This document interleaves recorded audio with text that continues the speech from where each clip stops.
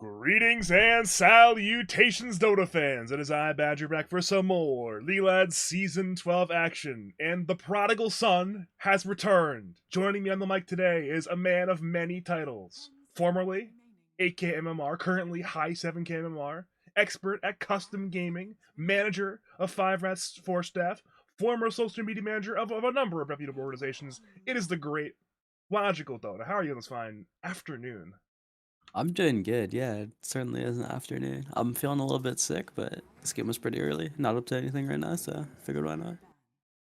There's been a number of these like 5 p.m., 6 p.m. series this season, which have been really nice, you know? It's been like, hey, I can get my cast done early in the day, go do other things at my night. It's like, yeah, this is great. I could do this all day.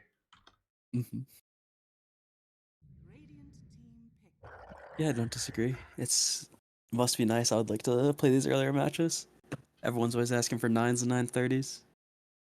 Hey, I mean, if we see you guys, we'll play like 5 p.m. Sunday, man. I wouldn't mind playing your guys on 5 p.m. Sunday, but we got some fun teams today. We got Make Bloosher Great Again and the Sassy Cephalopods, two group mini teams. Make Bloosher Great Again had a really rough start to their season, but they have found really good form recently. I think they were like 2-4 at one point. They're now 8-6. They've certainly turned their season around. Looking a bit like last season once again, and then we have the Sassy Cephalopods, aka the Sassy Squids. They're 5-5, about what I expected for this team going into the season. And this is going to be a pretty important team for both. Pretty important series for both teams, of course. I mean, Bloosher for pushing possibly for the winners bracket, and for the Squids simply possibly even making the playoffs. Both of those things at risk right now. So there's a there's some stakes here. Yeah, for sure. I'll say my own personal experience because I'm actually playing this season. I was like very surprised by how our series went against Make Bloosher great again. That was our first series, and I wasn't expecting us to be very good, and I was expecting them to be really good. But the series ended up being like fairly easy, I would say. Happy to see that they're back on track though. Yeah, I mean Um, it's one of those things where they were the number one team in the group stage last season. Then they got mollywopped in playoffs, and it just seemed like, wait, are they just dead forever? No, they're back. They're finally back. it's oh yeah, and then this Sassy Cephalopods. This was also the first team that we played, but it was in a scrim, and they O2'd us actually. So I think we haven't played them yet. We're looking forward to that series. But that was literally our first games playing together as a team. I don't think they're bad though. I think their players are like pretty good. I mean, they have like high mark cores. Bloom's gotten a lot better, I think, and yeah, I mean they have like the rare 7K support, which is pretty nice. One of those things maybe was trying to figure out what makes this team click. We saw with the Hobbs team last season, like Mabush were not a great group stage team. They ended up winning playoffs though, so maybe Sassy Squids going in a similar direction. I mean, they have a lot of good players, a lot of veteran players there, multiple champions. And speaking of champions, we got Rice Boy on the other side, so it's a something with Zerscape about it in chat earlier. It's a champion v champion matchup. Obviously, some players a little more removed than others, but it's always good to have some lads veterans on the scene. We do have a draft though. First phase bands Rubik, Ursa, DP, Morana. 5 pick PB, 6-7 Brood, Tiny, 8 Chaos Knight, the Yeti Classic, into Disruptor, Undying, Pango bands. You have the floor, Logical. Yeah, the first phase bands are pretty interesting for me. I think the make Blucher grading and bands are pretty like almost standard, I would say. But the Ursa and like Rubik first phase bands are pretty surprising. Um, yeah, I'm not sure. I think Hobbs cares a decent bit. I don't know if he's still the same way, but I think he cares about lads, so he probably has done his own prep. The 5 pick Problem Beast, I'll say, I think this hero is a menace in lads. I think this is like one of the best heroes in like a top 5 hero in lads. It's you can make a lot of mistakes on this hero kind of, and you'll still be pretty far ahead. I think it's like the number one most important thing that I've found just in like playing all these scrims and official matches is that lanes are literally everything. If you win your lanes, the game's so easy. And maybe that's because my team is rigged and we just like rarely throw and we convert games pretty like surprisingly well. But like so far, winning lanes has been like the most important thing. And I mean, even both of our losses were against this Primal Beast hero. It's like really hard to win in lane against unless you're like a lot better, which don't really think me and Pan are that much better than others. I don't know. Uh, I've watched Pan play Dota. Pan is a psychopath. yeah, he's like, you know how Simon did the triple doubles thing last season. I think that if he does it again this season, Pan will probably have the most triple doubles of anyone. This the Lich. This Lich hero. I don't know. You usually don't expect Lich to actually do anything. It's like, oh, soul killing mids at mid 50. It's actually Yeah, wild. that's only the first pick though. Brood Tidy, that's like I don't really think these heroes are that good of a 6/7, but Brood is like insanely good. Brood is like easily like you could probably make an argument for it being the best hero in the game right now. So getting him 6/7 is fine. Tiny is like a just a really strong hero in general. One of those things too, where Brood is probably Hobbs's like second or third best hero. I mean, this is Hmm. a noted Brood Mother enthusiast, so not some random Sosh picking an OP hero. This is like one of the favored selections for a champion. It's like, oh, well, shit, this is gonna be bad. Yeah. The CK8, I'm like, I know it's an Ice Yeti's thing. I'm not that big of a fan of. We'll have to see how it works. There are probably better heroes to pick against Broodmother on 8. I think Naga's the classic one. I think Slark is pretty good. The I mean, I'll have to see how the lane goes. If CK can like really just destroy the Brood, like first 2 levels or something, then it can end up being pretty good because you'll just like get 6 and you'll just like deny all the Brood's creeps and then you'll leave the lane well ahead. But if the Brood doesn't like, I think if Hobbs is actually pretty good at like losing the lane, but like getting what he wants out of it. So I think if he can like do that, then the Broodmother matchup will be pretty fine because you will inevitably kick the CK out of lane, and then yeah, and then you'll just be able to play your game on Broodmother. CK is like a Ice Yeti hero, but it's not like necessarily the best hero in the game right now. I think it's a little bit underrated, but it's not like an S tier, A tier hero for sure. Hey, CK is a bad hero until he gets like 5 or gold on you in lane. It's like, oh, well, suddenly he just kills you because he has tons of damage. And I Yeah, love I mean that no this. that. Hmm? Sorry, I didn't mean to cut you off, but yeah, I mean that's what this hero is really good at is the lane. Chaos Bolt is still a piece of shit. Like that spell is still insane, especially when paired with the Grimstroke. I was gonna say I actually want to talk about the Grimstroke because there's some flexibility here because like even about like stereotypical Grimstroke combos, both CK and Primal Beast are both known as great Grimstroke pairings. So you have flexibility in this draft still. You can put the Grimstroke 5, you can put it 4 no matter what. If it's a PB offlane and you have 2 great cores to pair it with, but they're gonna keep the flex for later. It's going to be a Void Spirit selection for Rice Boy, one of the classical spirits to play mid. And again, if you're Squid, you have some counter picks ready to go. But knowing Squid, I think we're going to get a relatively even matchup. It won't be like some massive counter pick. It's probably going to be some other Spirit hero or maybe some other actually fun mid laner and not some OP hero. This would be a godlike Ember game, but they banned it for this 18 pick. I mean, I think he should counter. Like, that's kind of one of the benefits of having second pick is having this 18 pick right here. 24, of course, also a godlike pick, but like this 18 right here, you like should counter pick the Void Spirit and at least yeah. Void Spirit's is like not the strongest laner. I think it's a comfort pick for a lot of mid laners. But there are plenty of heroes that beat it pretty bad. Ember, Lesh are banned, but still get the job done. There's like SF also. It's kind of risky, but I could really see it work with the Tiny Four and the Broodmother auras. I think Squid might be asking for Puck right now. I'm It's not sure. banned? Is it banned? No, That's no, not no, it's banned. not Okay. banned. I was gonna Yeah. say, I feel like it's not that good, but I mean, it's one of those like skill-based matchups. And I know Squid thinks. Speaking of skill-based matchup, it's Invoker. Okay, this Yeah, Invoker's really good. this matchup generally goes slightly in favor of Invoker, right? Yeah, it's like a bit odd. With Exor, it's like skill based. I think except for like the really top level of play, I think that it's good for Void Spirit. But then like BZM and like Stormstorm, these people will just like crush Void Spirits.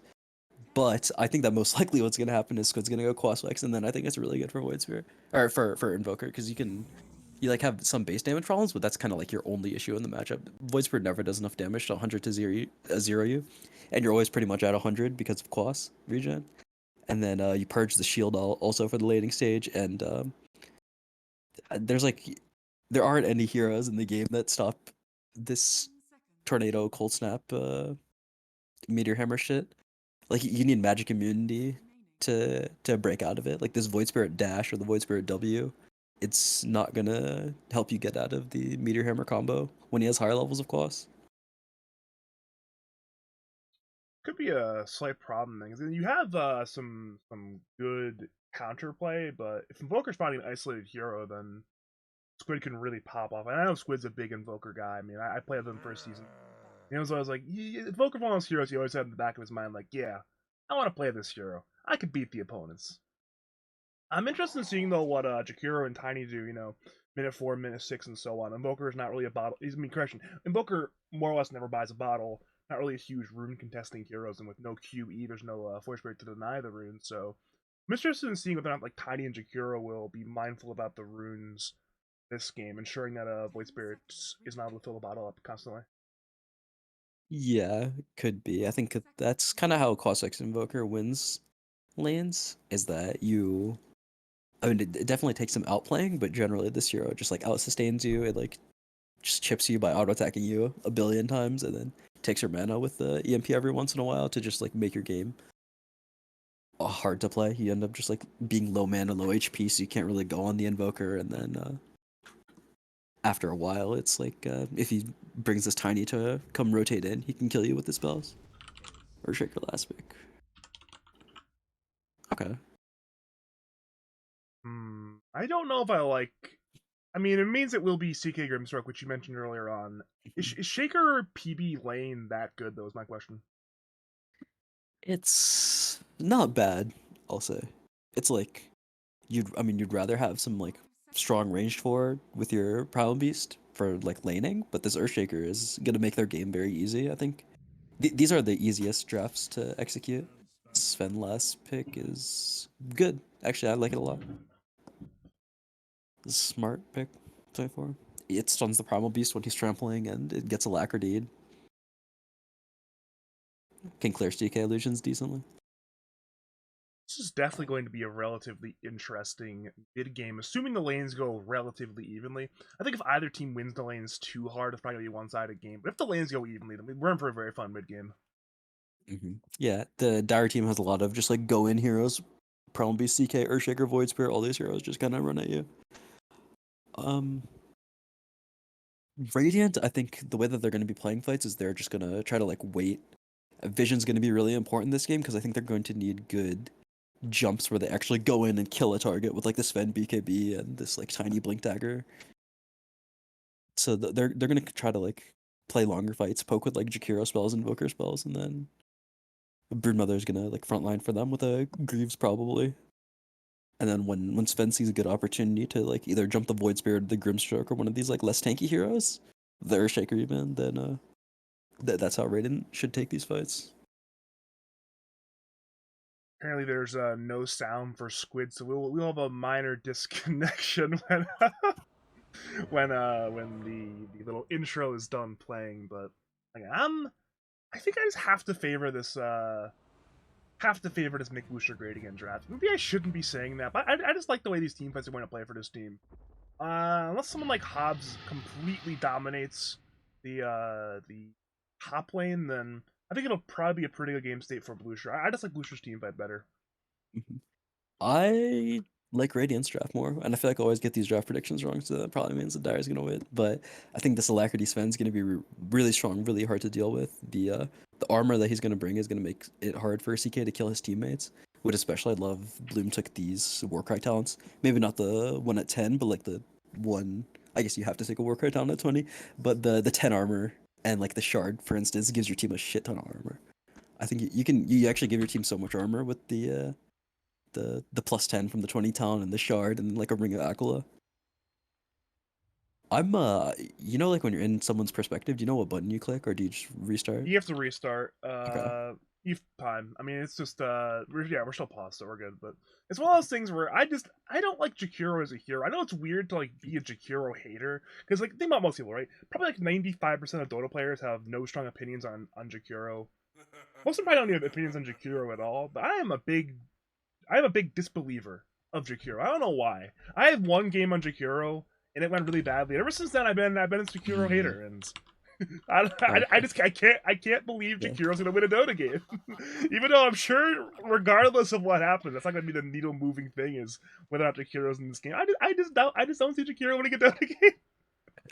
Well, so I don't like Alaska's starting build that much, but I think that Jakiro. I think people have bad views of Jakiro, especially like us, because we're used to seeing it in these amateur leagues where it's just like throw it on one of like the 2K players because you got some AoE spells, you'll probably hit a couple.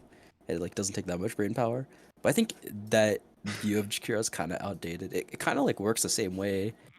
I mean, like laning is really strong. It's obviously just like a lot of AoE control for the mid game for like CK illusions for this game, and it just like does a lot of damage. Like you can use it as a, like a secondary damage source. Kind of like you see how like for this tiny, if you had a Skywrath mage, you'd be able to kill anyone on the map. You can kind of do the same thing, except for except for like the really tanky heroes like CK. This tiny and the Jakiro can also just go around and kill everyone because macro power does so much damage early on. Like when you hit level 6, you can actually just like click macro power and it ends up doing like 400 damage. See, ooh, that's a very aggressive ward from Bloosher. They really want to do some career sniping, it appears. There'll be a bit of a 2v2 brawl right now. Fishja and Patience are forward. Circle has been skilled by Patience, no Inkswell plus Trample combination, but not that it'll matter. Fishja still has 74 damage. Stormball comes in from Bloom and grabs the rune, however, there's still 3 runes going inside of Bloosher. Fishja is running at Bloom right now, but again, there's a bit of a lack of lockdown. Bloom should walk away, though, a little bit damaged. Meanwhile, in the dire jungle, there was a bit of a 2v1 fight. Yeti wanted the rune. Yeti actually got the rune, so a bit of an out-clicking win for Yeti.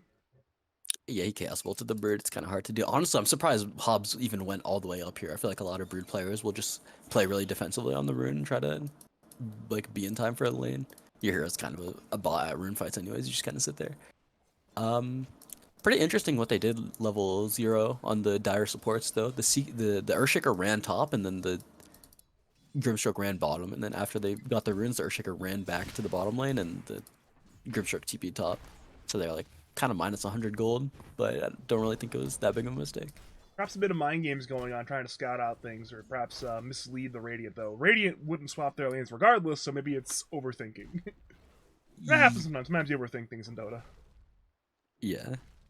It's a little bit unfortunate because Earthshaker can't do any of his like minute 0 fissure blocking shenanigans, either like on your own wave or on the enemy's wave, which is something that people do sometimes now.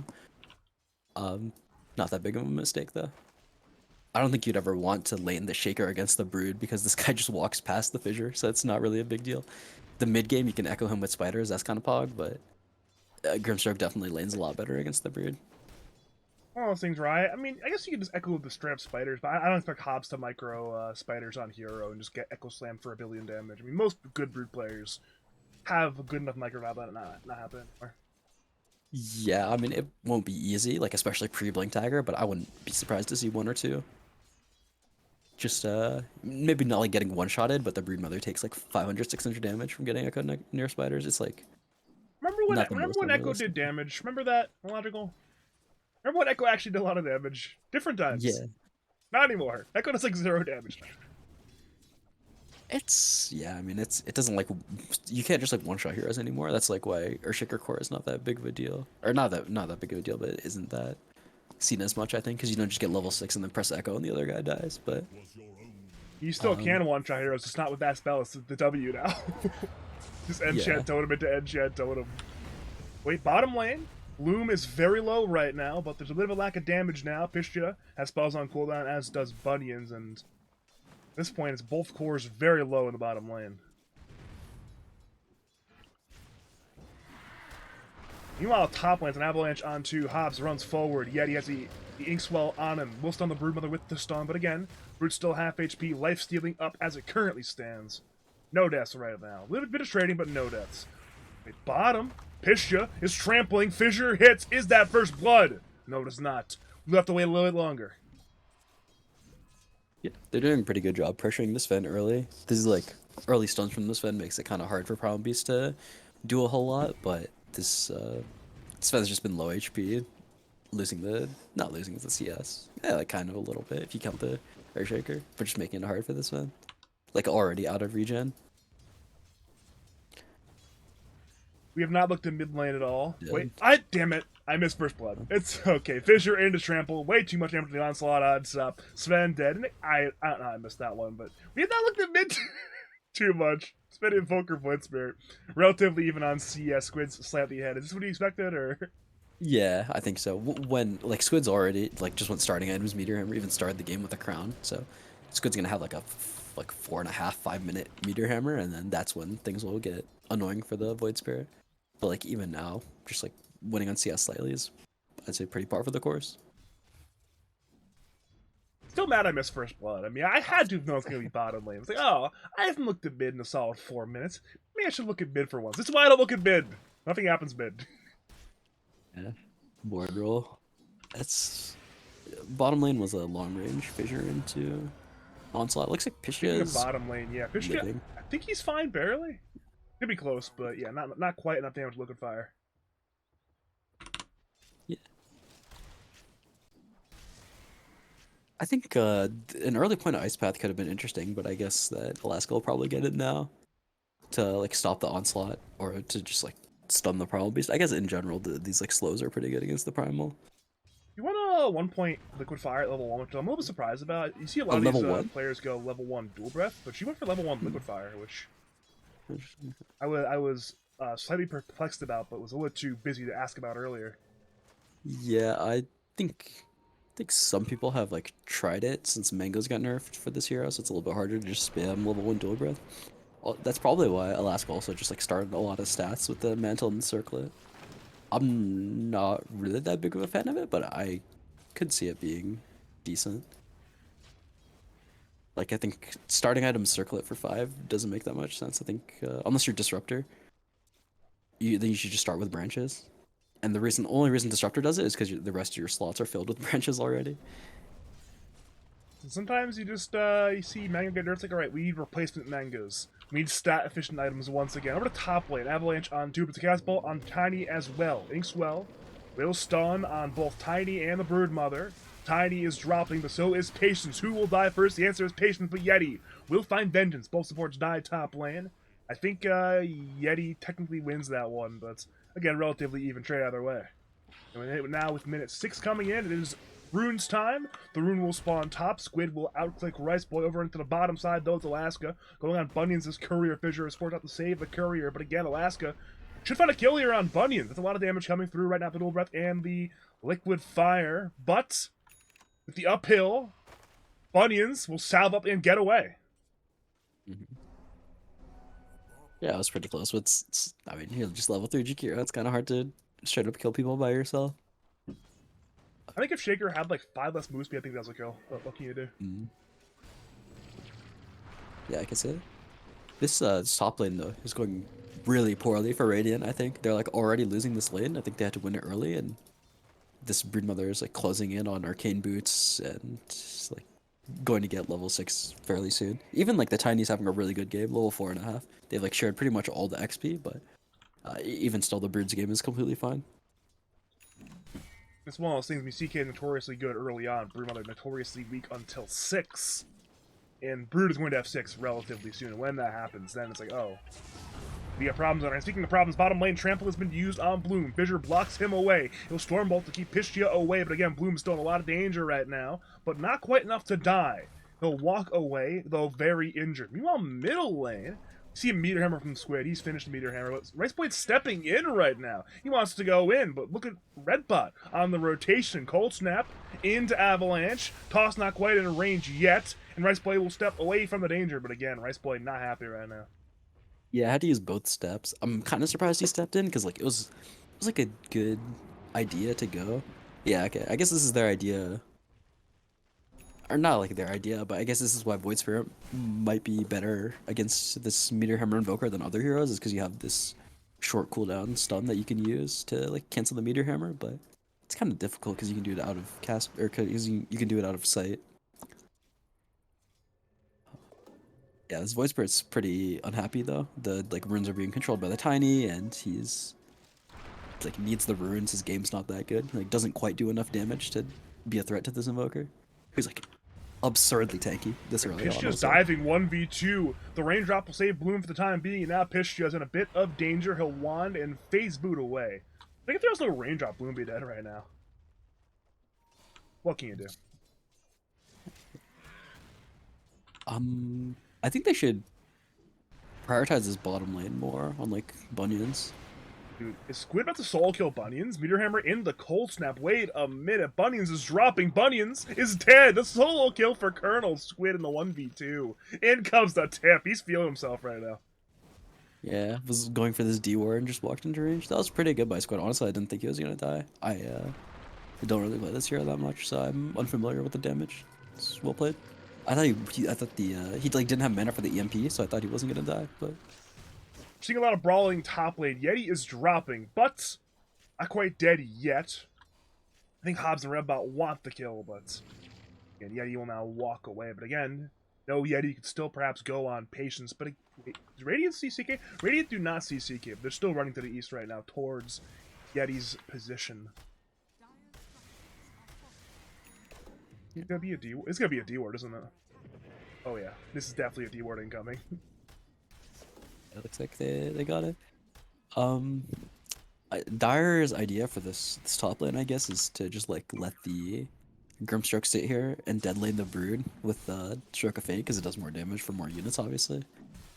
It's a interesting idea, but I think that this Invoker might just come top and take the tower, and then it's a little bit harder. Actually, this guy's like just dead unless someone else comes. Yeah, I mean, it's go top on Patience. Patience is dropping. The Patient TP's in. Trample has been used. Brood will die. Meanwhile, I thought Bunyan's about to solo kill Bloom in the Radiant jungle, but look at this ward. Because someone's at this medium camp, the Golem camp now. I'm like 100 HP with the ward. The unfortunate ward didn't see the exact angle required to kill the kill this Ved. Yeah, you have to place that ward at a certain position so that it dodges like these sentries. I don't really know if that one does, to be honest, but it's yeah. I'm a big fan of this ward placed by Bunions. I place this one a lot when I'm Radiant to protect my own jungle at a safe lane. It's pretty good to like see people just walking up the hill. I guess that's defensively as Radiant though, not offensively as Dire. It's one of those things where it's similar prioritization on that vision. You know, it's if he's playing it offensively, you start to restrict the Sven's ability to farm his own jungle, which, again, you still go try camp top lane, mid lane, and so on, but it becomes more predictable the less area you can farm. Seeing a lot of pings in both of the side lanes right now. Seems like top lane is where the fun will be. There's 3 Radiant heroes over there. It's Piss Shit and Patience on the defense, but at the bottom lane we're seeing more pings come out. TP in by Colonel Squid. Bunions has been stunned by Sven into an EMP, into a dual breath. That'll be a dead shaker, but more importantly, Yeti gets away, so no action top, all the action bottom. RIP Bunions, currently 3-3 in kill score. Yeah. It's good like walk top and then use his CP for bottom, so he's not the happiest, but you see Hobbs sidestepping Onslaught top lane. The Pulverize plus Inkswell lockdown will be too much. Broodmother has fallen. I thought the sidestep on the Onslaught that Hobbs might live, but again, just too much damage, too much lockdown. Good play from Patience and fished it. Wait a minute. River. Rice Boy. Manning up right now, but the rune is spawn bottom. He'll step in towards Squid. Somehow melee attacked him from 400 units away, but it did not matter. It's now Bunions ensuring that nobody gets a rune. Nobody's having a fun die. time. Yeah, okay, nice play by Squid. I'm pretty sure he's gonna get hit by. Well, he steps away just in time. Slightly off on the timing this time around. Yeah, both mid laners still exceptionally sad. I mean, they're both fine on money, but they both wanted some rune action, and instead we got Bunyan's illusion rune.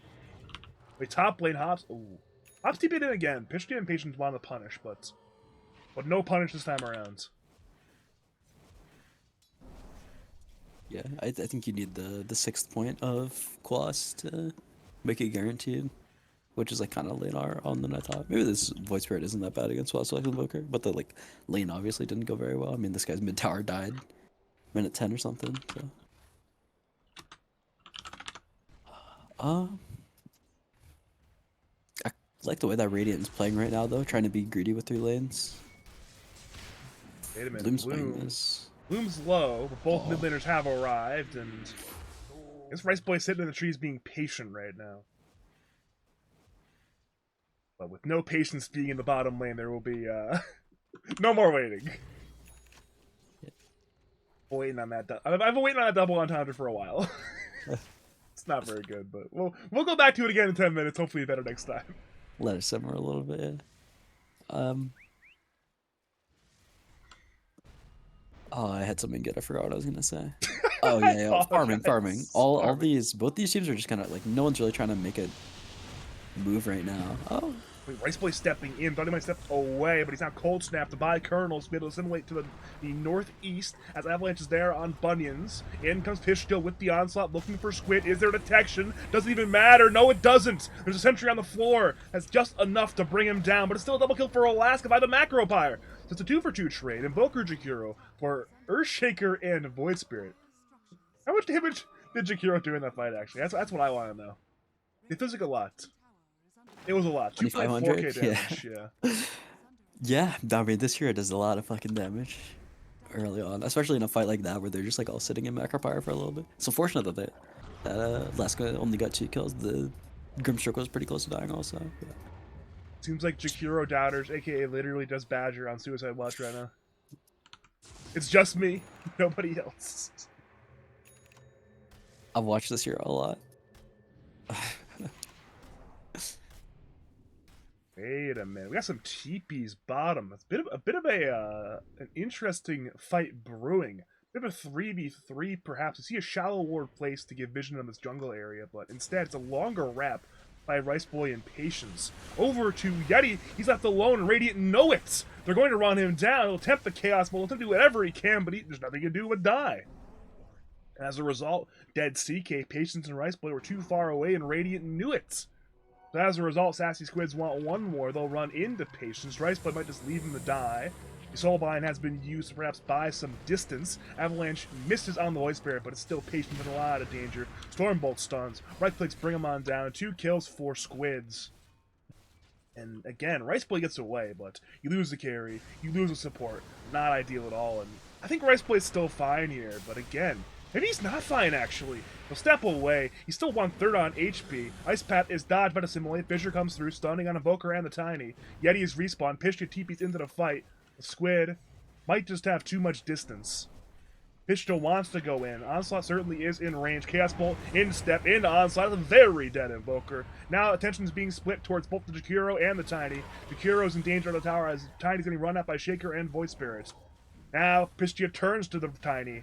Dual Breath comes through, slowing the PB, but Tiny still being Fissure stunned eventually. Onslaught, into Step, into Remnant. Fissure actually held by Bunions, but in comes Hobbs now TPing through. Assimilate is there, but it does not kill Tiny. Now the right clicks come through. Hobbs is tanking 4 heroes. Rice Boy is dropping, Pistia is dropping, but now it's Brood. He's being locked down. There's too many stuns. There's too much lockdown. 3 kills. Give him a 4th kill. There's 4 kills. Bloom is here, but he's entirely alone. He'll have to go on Bunions. Bunions has the Echo. He'll walk away. Bloom's like, wait a minute, I'm fighting 1v4. I don't want to be here.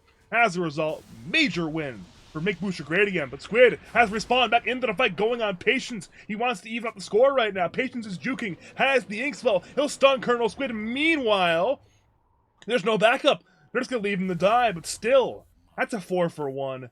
Big Dire side win. About a 1,000 swing, which is a 2,000 swing in their favor. That's a big win right there. Wait, okay, top lane, Bloom somehow solo killed Bunions. I'm not sure if Bunions just didn't heal from the last fight, but he's now dead. Pretty low.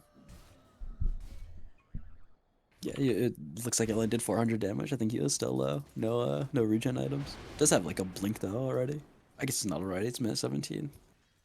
You Pretty know what? It's strong. worth it. It's worth it then. Yeah. It's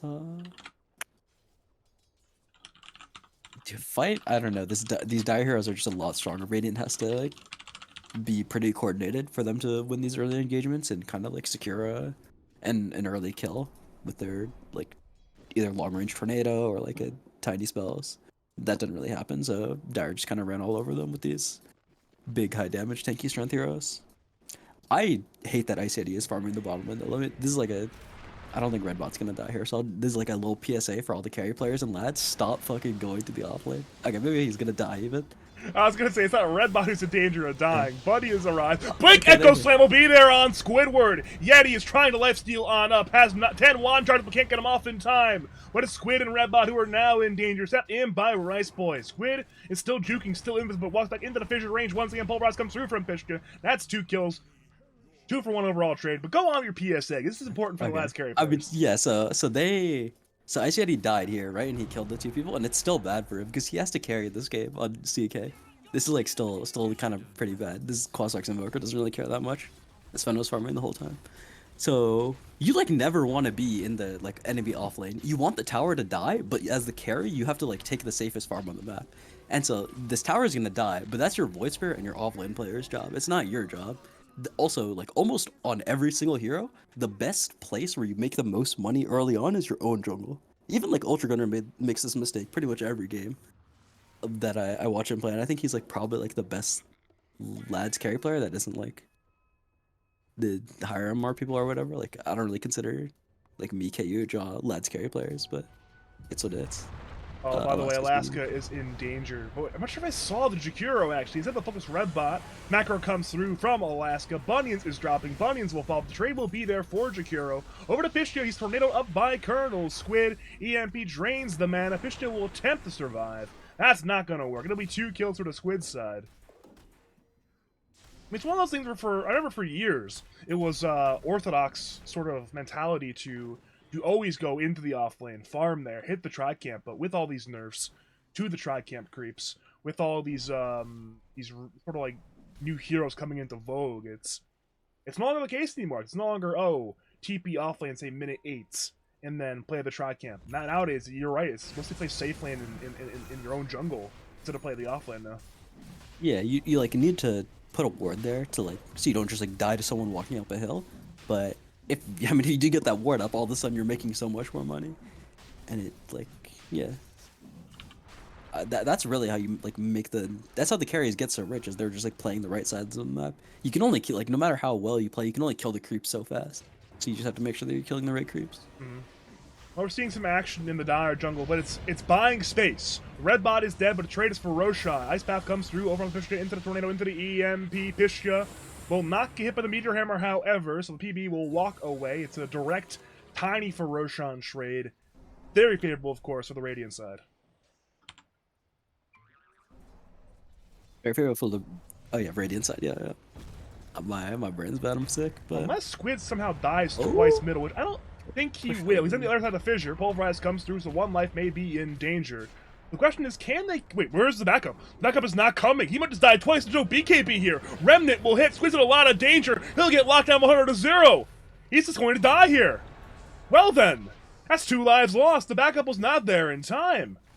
Suddenly no longer worth it. I mean, you get the Aegis, but if you're using it like that, then it's not worth it.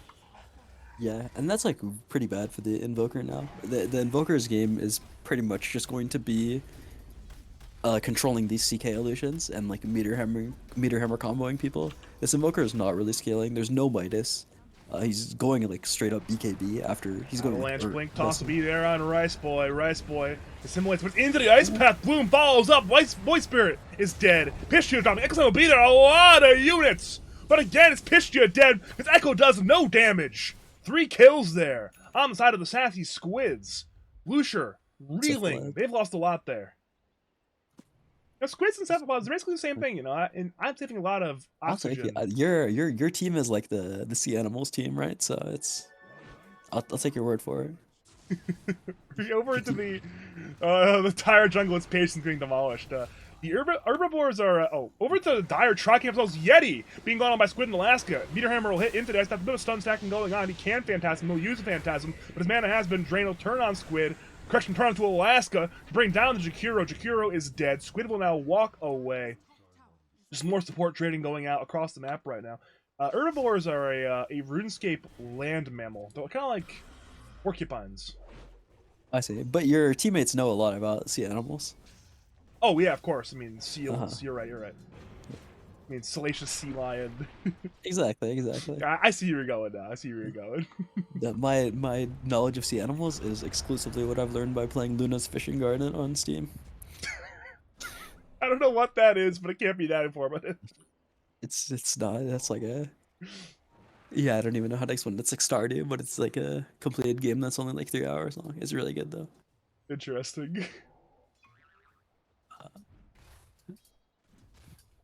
What are we up to? Wait, Sven has money. Sven has a lot of money, by the way. But Brood Invoker are poor. Is this a problem, or is this intended behavior? The Invoker is really poor. I think once Squid gets more points at Exort, he'll still have high impact in this game, because Meteor just does a lot of damage. You get the 20 talent, he's gonna Alacrity the spin, make him really strong, but it's gonna take a while before this Invoker is like RCY level, where he's like Hex Meteor, solo killing people, stuff like that. RCY is so good, actually. Yeah, I've been on the RCY. Me and you have been on the RCY train for a while. We've been on it before it was cool.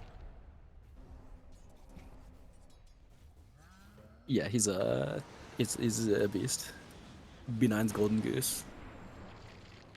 Like, I kick the entire team except for RCY. Not kick for everyone involved, but still. Drop the whole roster but RCY. Still win games. Yeah, exactly. Bloom has been playing pretty well this game, I'll say though.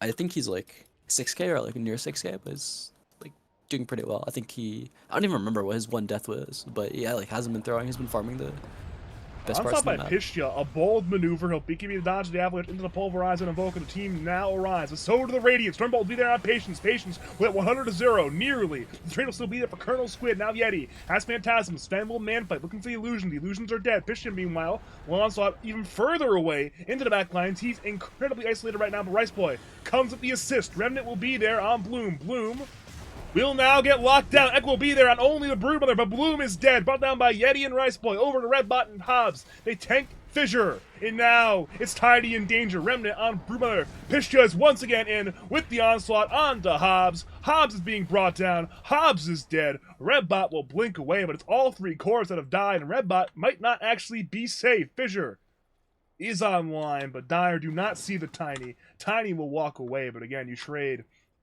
3 cores for 1 Patience. That's a fantastic trade for the Dire side. Yeah. Caster's Curse, I'll say, and Bloom's playing a phenomenal game, and then he ends up dying after his BKB duration gets kited. He's like a little bit low on damage right now, so I don't know if they should super actively be looking for a fight. So once he gets like 1 damage item, like that's Daedalus, or I think I'd probably buy Silver Edge this game, but it's the same thing. Once he gets this like damage item, and then they'll actually be able to like die very quickly in the God Strength duration. But like, I mean, as we saw there, like he was able to hit the CK for a while, who isn't like, the CK is not supposed to be so tanky that he can live the Sven hitting him for a while. But the like illusions went down. See, Ice Yeti didn't really mind very much. And then afterwards, the Void Spirit came in, had like a completely free fight. It's one of those things too, where before the Sven was, a decent bit of money ahead of the CK, like 1.5k or so, but it's now even. CK is slightly ahead now, so that net worth lead will no longer be there, and he can of course itemize to not die as easily to the Sven. Damn, you're looking for the Assault Cuirass, which I like it a lot from Yeti. What's your thoughts on the CK AC? See, yeah, I think this is. I mean, Ice Yeti knows this hero pretty well. I'd say this is a really good purchase.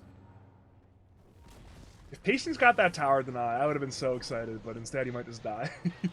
No, he's so dead, actually. You know what? I respect it. I've been there. I've done that play.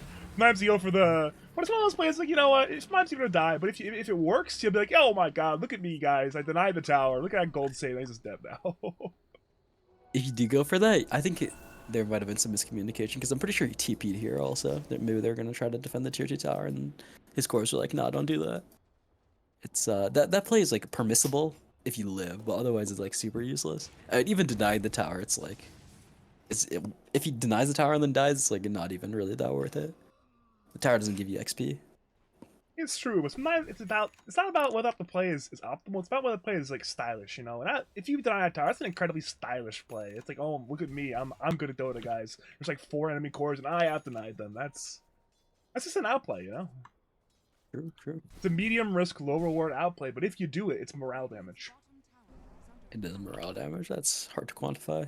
It really is, but it's really important sometimes.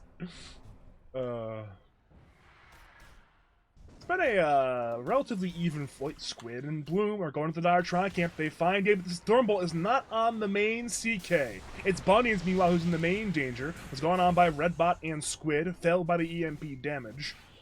So again, the more important hero, Yeti gets away, but it's still a pick-off. And some words and D-words getting placed by the Radiant side. Hobbs wants to run at Patience. Patience has a 4 staff, however, so no death on the Grimstroke. Now Pistia's running forward. Wait a minute, Pistia. What you doing? Okay, he's not going in quite yet. He'll be a little more patient than that. Yeah. Crazy macro pyre, but I guess it's not that big of a deal. I don't really think they're taking the. I don't know if they're trying to raw dog take this tier 2 tower. It's they kind of got some nukes and shit to defend it. I guess it's a little bit hard for Dire to fight right now. Radiant does have this Crystallis timing that I was talking about. Here we go. Onslaught forward into the Inkswell. Onslaught did not hit, but the Inkswell will still stun Redbot. She'll be dead there on the Tiny. Nice little free kill there for Pistia. And with the, wait a minute, top lane, Rice wants a solo kill on Colonel Squid. He forces the BKB from the Invoker. Goes BKB down. Simulate will dodge the Sven. He'll step, oh, Sunstrike for Vision. Rice Boy has to step to the east now. But how do you run? How do you possibly live? The answer is you don't. Where's the tip? 3, 2, 1, tip. No tip. The Rice Boy dead. Fair. His courier is dead as well with BKB on it. Unfortunate there for Rice Boy. That's a pretty big deal. That means for like the next 2 minutes after his death, he's not gonna have BKB. So the fight is gonna be hard, and they're almost certainly gonna play for Roshan. They have everything on Radiant. Pistia has been stunned. A bit of a chain stun going on. Fissure will be there on Invoker. Pistia is still incredibly low. But Pistia actually managed to walk away. Hobbs has been something like Castle Sunstrike. Will hit, but it's not enough damage. Over. Back to Yeti. He's looking to man fight. Looking on whoever he can. But he's not running from the tornado when the Invoker spells. It's disengaged time. Somehow nobody dies in all of that. It's still Void Spirit dead. Roshan is very healthy still, but it is alive. Yeah, it's honestly kind of hard to take also for Radiant. The Sven's missing his BKB. It's kind of a big deal.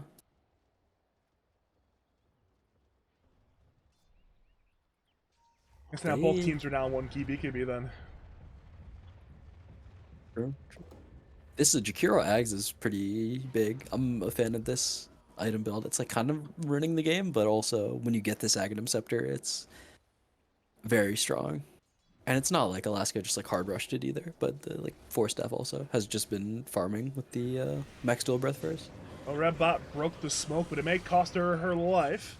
At this point, it's Tiny certainly dead. Dire want more, however. Guessbot will be there on Squid, who sent out a deafening blast on nothing. Squidward will get soul-bound. He's going to die there on the Invoker as well. He'll attempt the BKB just to run away, but Rice Boy wants to finish the kill. Dust comes through, giving the vision. Redbot died, but Squid has fallen. The trade will be for Bunions, but at this point, with Hobbs dying, it's also a disaster for the Radiant side. It's 3 dead, 1 buyback used.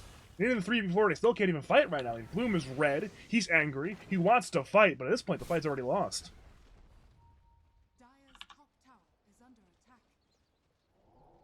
Pistia, onslaught into the 3, a huge 3-man stun into the pulverize on Sven. Sven will have to BKB. He'll try to man fight, but Rice Boy is breaking ankles right now. Bloom somehow blinks away. Redbot will not be so lucky. It's a dieback on the Tiny. Again, 1 more death, 1 more smoke broken. Rice Boy's still hunting. Wait a minute. Step forward, looking for Bloom. BKB on cooldown. The Simulate hits Rice Boy. If he's not make this kill happen, he'll be out. Oh, he did it! The solo kill for Rice Boy. That ward setting it all up in the 1v2. Big outplay from Rice Boy. And again, at this point, that'll be a lot of space for CK to grab the Roshan. Yeah. I mean, I look at most of the games from the carrier's perspective, and I have to say, I think for Bloom, it's like really hard for Radiant to take these fights unless he gets like a very clean initiation. Because anytime in your BKB where you're walking around as Sven is like very bad for the fight. You need to spend your entire BKB duration next to someone killing them, not even just hitting them, but like actually killing them during your mom and BKB duration. Otherwise, the fight is very hard. And yeah, they're just like not getting that. It is pretty hard now though, because it's like, who do you even go on? The heroes that you're going to go on are obviously not going to show either. But you like have to jump on this Grimstroke or the Earthshaker. You have to go on the support even. You can't even go on the Void Spirit anymore. This guy is so tanky now. He's Kaya Sanj, BKB, 2.5k HP. That's the concern, is he's both so tanky and also does so much damage. And also evades so much damage. He's good at everything. I mean, he's just at the stage of the game now where Void Spirit's just truly online. How do you deal with Rice Boy playing the way he is? I don't think you do. You just die. Well, Squidward Wants to walk forward. Dire see the Invoker. Invoker will BKB. Hobbs runs in. Redbot goes in on Shaker. As Bunyan's isolated and brought down, and Squid still runs away.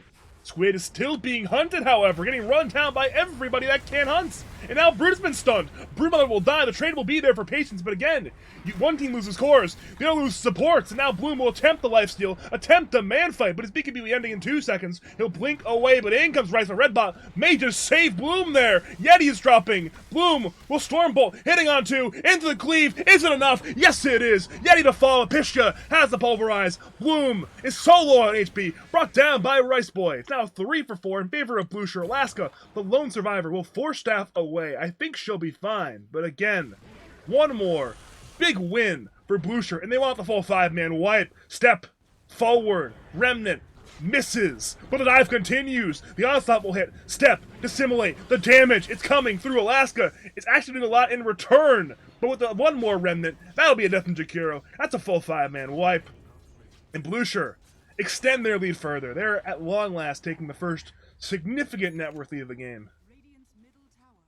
Yeah, and this game looks pretty rough for Radiant now. I'd say the Invoker was kind of relying on his teammates to win the game earlier, and now his Sven, for instance, it's lost too many fights in a row, so it's kind of hard to kill people now. And I mean, the Brood's not going to carry the game either, so it's who is going to win this game for Radiant? They just need to take a good fight. Dire, things are looking pretty good for them, though. The CK is going to kill everyone. At least there's some good Radiant side news. Bunions will almost certainly die here on shit. No, he's still alive! He's kept alive by patience. Patience with the save, with the Force Staff and the Shard Inkswell. Has the Pulverize on Invoker. Soulbound to... Oh, the Echo Slams on 2 cores! But too bad it still does 0 damage! Squid, BKB will attempt to run away. Now into the Ghost with the Ghost Swap with the dust from Pisha. Squid is still in danger. Bunions dies to Macropyre. The trade is for Hobbs, however. It'll end up being a 1-for-1. What I thought would be a free kill on Bunions turned into instead a 1-for-1 trade. Now at this point, Pisha has to run. But it's mission accomplished. You still get a Broodmother in exchange for your Shaker. Yeah, you'd take that. And Radiant, they had to really work for that. Dire really made them slide nose in the end, unfavorable trade still. Nice boy. Inkswell comes in to stun the Tiny. Redbot will be dead. But will Alaska survive? The answer appears to be yes. Dire are not committing for one more kill quite yet. Yeti is the only man running forward. He'll lose his mana for that efforts. And again, we appear to be between fights once again.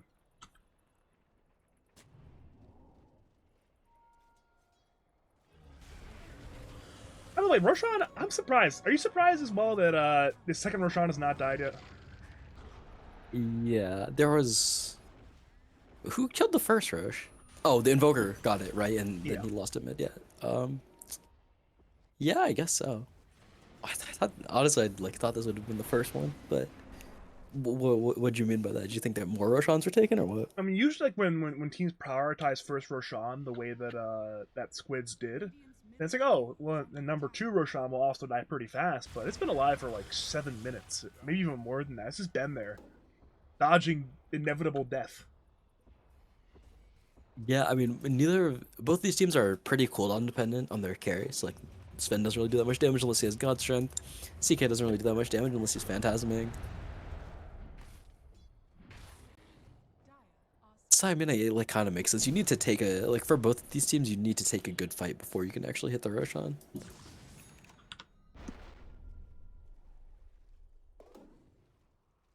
And the question at this point is, what's Radiant's gameplay to win the game? Do you have to 5-on-5 fight? Do you have to split the game? Or what is the win con for the Squid side? Yeah, I think it's the 5-on-5 fight thing. You're waiting for a little bit. You still have items to get stronger, but you're not gonna get stronger faster than the other team. So you're just trying to find the best fight that you can take. Because they can still win this game if they're able to kite BKBs and kite Phantasm and then find a good jump with Sven. It's just a lot harder than it was before, and yeah, I mean, it's just a lot harder than it was before. It's that's pretty much your only way to win, I think, is you just try to find a good fight. Oh, I saw that was really close. How did he know? I don't know how he knew, but it's a 6th sense from Rice Play, I guess. I don't know. I guess he saw him just kill the creep wave and then guessed. It was certainly really close though. The Invoker got Witchbladed. Did you see that? That was incredibly close. Well, during that time, though, knowing Rice Boy is bottom ace, it's finally time for the second Roshan to die. Bloom is very angry, very red, hitting Roshan. And Roshan is dead. Aegis and Shard both headed to the big man with the big sword. And you mentioned how you want to spend to buy a Shard. Well, what's better than a Shard? Being bought a Shard for free. It's a lot of armor going to the Radiant side there. Yeah. It's such a good Shard. I'm honestly surprised this hero isn't played as a support more often. I think it's still really good. I think there's a shortage of melee position 5 heroes, and I think Sven fits the role. Shard's amazing. The Jakiro Shard's also really good this game. I don't like Alaska's Hex queued up right now. I think that's kind of like that's pretty hard to see. I don't really know how that one's gonna happen, but I think that the Shard is amazing this game against all these like big tanky melee heroes of Dire. I'm actually I'm almost surprised that nobody's like dying literally right now. We're seeing a lot of poking around going on. Ice Path will be there on Rice Boy, but again, the Rice Boy is just invulnerable. I mean, he'll even BKB just for fun to go in once again in Alaska. Alaska's half HP, stunned by Bunions. Horse Staffs aplenty are in this fight, but it'll be a Jakiro dead and nobody else dead quite yet. But top lane, there's some stuff brewing top lane as well. There could be a dive on Patience here.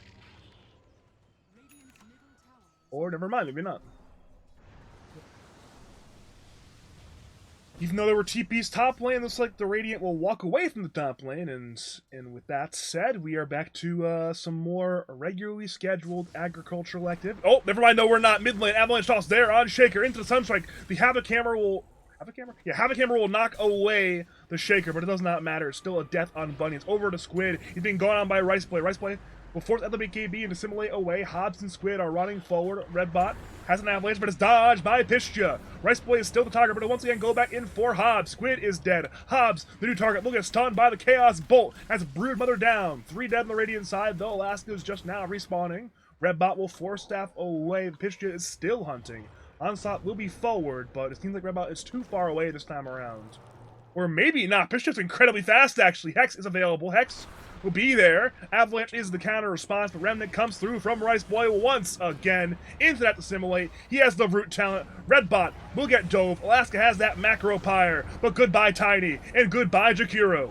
In come the stuns, but in comes Bloom. In come the buybacks. Invoker, Tiny, both buying back, but Alaska's still dead. Bloom wants vengeance. Rice Boy BKBs. Pistia is tornadoed up. Rice Boy fighting. Pistia fighting. Where is Yeti? He's now arriving. Goes in on Sven. Sven is chain stunned. Could not BKB in time. And Pistia will now be the Shrade. Brought down by the toss from Redbot.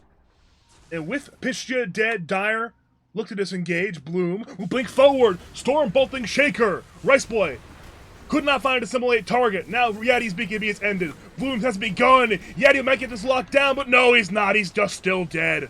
Bloom is dead. Ice Path will be there on CK, but he's forced away Patience once again. Yeti will Phantasm. Squid wants to kill. Seek it up. Echo Slam there onto the Invoker. Invoker is so low, and Invoker is dead. But the dual breath damage will kill CK. Alaska gets at least one big kill.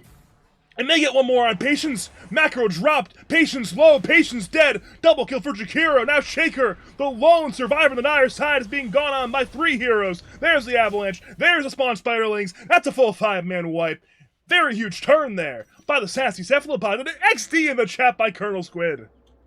Yeah, I mean, they held, I guess. What the hell? That was the Jakiro damage right there. Look at where Alaska is in net worth now. Look how much damage she did in the fight also. Actually, it wasn't that much, but...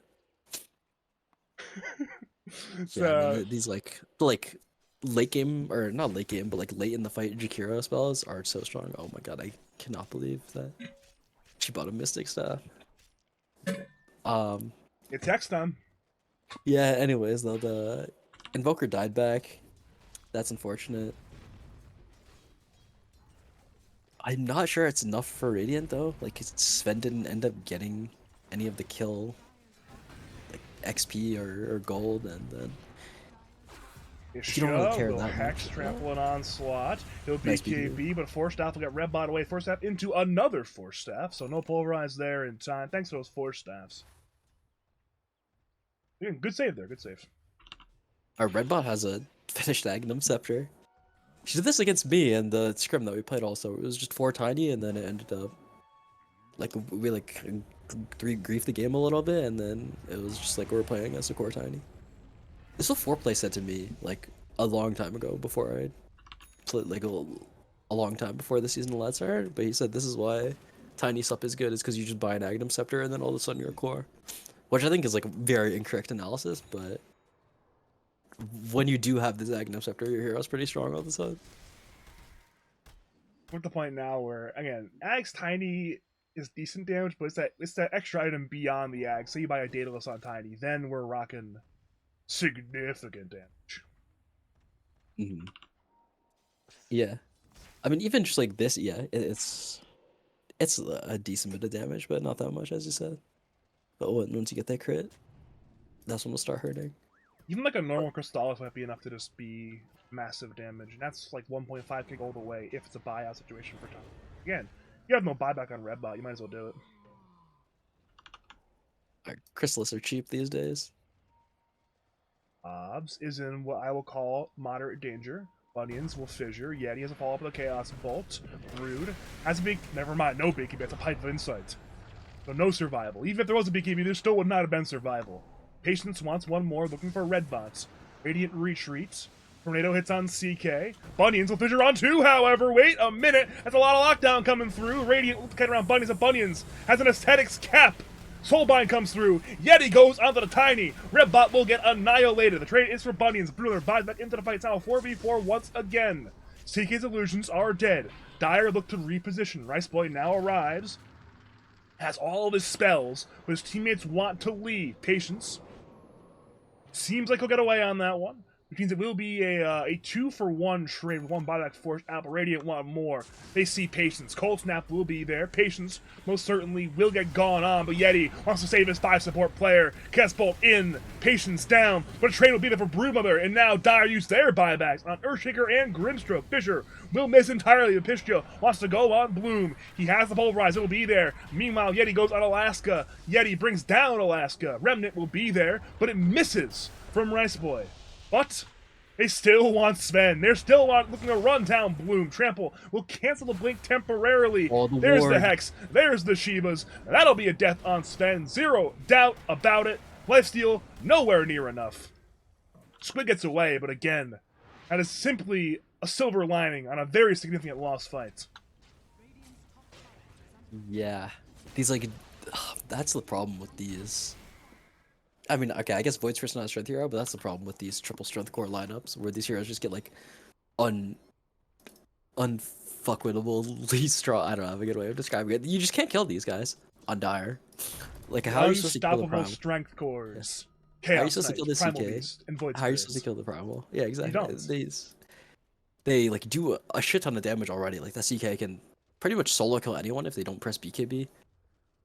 And the Problem Beast is just gonna run around the fights 4k HP with a Hex and a BKB.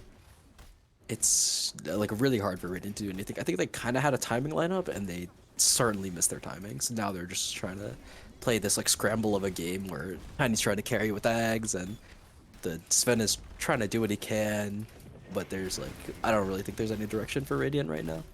I believe the direction might just be looking at the keyboard, pressing Shift then Enter, and then the G button twice. But not quite yet. They'll at least play on for one more fight. They don't want to tap out this early. It's only 1 racks down. And again, despite it being a very significant, one might even say hard to surmount lead, it's not quite insurmountable. There's still room for Bloosher to lose a fight, particularly if they make mistakes. That's a lot of gold going back the other way. Well, Squid's going forward, running into Pistia. In comes an Avalanche on the back line. Both supports caught by the Avalanche combination from Bunions with BKB. Turning on Redbot. He'll be joined by Yeti, who's running down the Tiny. This way will be there. Echo will be there on Alaska as well. Yeti.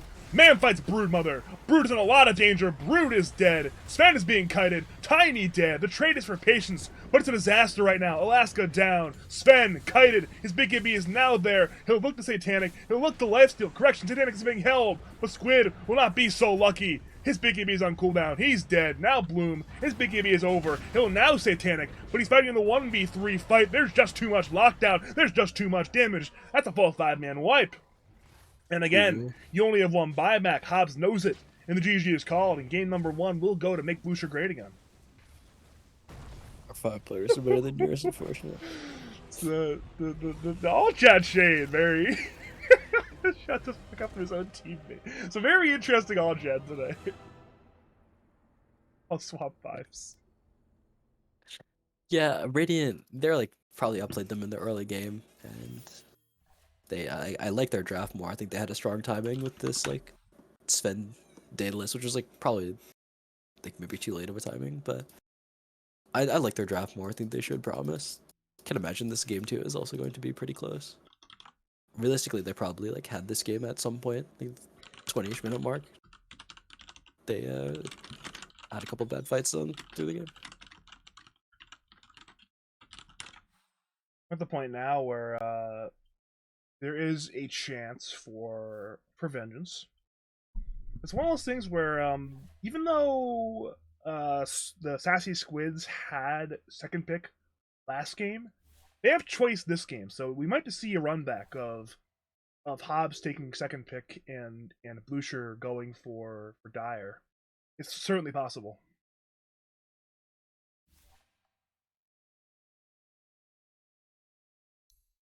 Sorry? I don't know. I'm talking about coin flip stuff. You know me. That second pick and zip. It will be the run back. It'll be again Sassy Squids playing second pick and Bloosher almost certainly playing Dire.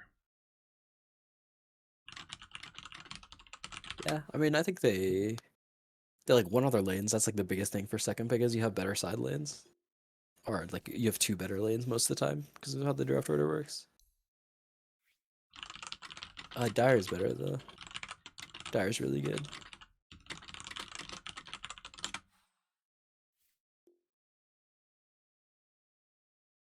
I need to go to the bathroom. What's up? Yeah, go for it.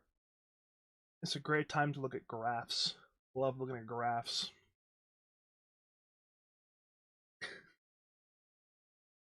Yeah, I'm watching the 2-minute feed delay on my other monitor, and I'm just looking at the all chat again. It's still funny.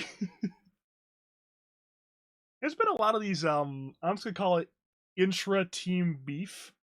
Like, basically beef within these own team. Now, there's been a number of these teams that are like that. I mean, there's been... Some of it's a little more serious in terms of the beef, where it's like, actually, oh, this beef is serious. We're gonna kick our carry player, and then we're gonna kick our next carry player type beef. But some of the beefs from like this team, or I know my team is very similar, sort of like intra-team beef, where it's like me and Artorias yelling at each other, and like Jim telling us gonna vomit over our bad plays. Like, you know, it's fun times sometimes in lads, but we're chilling. We're between games. Teams are tagged, but we are not going quite yet. Oh my god. Welcome back. Take a peek at chat. Wait, which chat? Which Yours? Chat? Yeah. Yeah, there's some stuff in there. There's some stuff in there. I think Agikira selects. I think you're probably wrong, Zerascape. I think it's like so much damage, especially through BKBs. I'm very disappointed that Alaska took the right talent though at 20. I think that talent is really bad, and I think people misunderstand how it works, because that Ice Path duration, I'm pretty sure, means the literal thing that you put on the ground lasts longer, and not the stun lasts longer, because those are different. This is why you don't pick Jakiro. Jakiro sucks. Just don't pick it. But I mean, when you get plus 30 macro power damage, and it's pure damage, and it's 230 damage, god damn. In longer fights, I mean, people don't sit in it forever because they realize that it's like destroying their hero. It does so much damage though. I'm actually curious. I want to go to the breakdown, see how much damage macro power did this game. Oh, okay, just a cheeky 24,000 damage. 24,000. How many? Okay, the question now becomes: how many heroes had less damage than Macropyre? Brood, just Brood, Grimstroke, Shaker. There were 3 heroes with less damage than just Macropyre. Jakiro also. If you count Macropyre as its own hero, then Jakiro has less also. I guess that's a 3-spell hero, which wouldn't be the best, but It would not be, no. Yeah, there's actually a bunch of heroes in Dota that are basically 3-spell heroes, and that you trade one of your spells for gold. And they're usually pretty good heroes, so. yeah.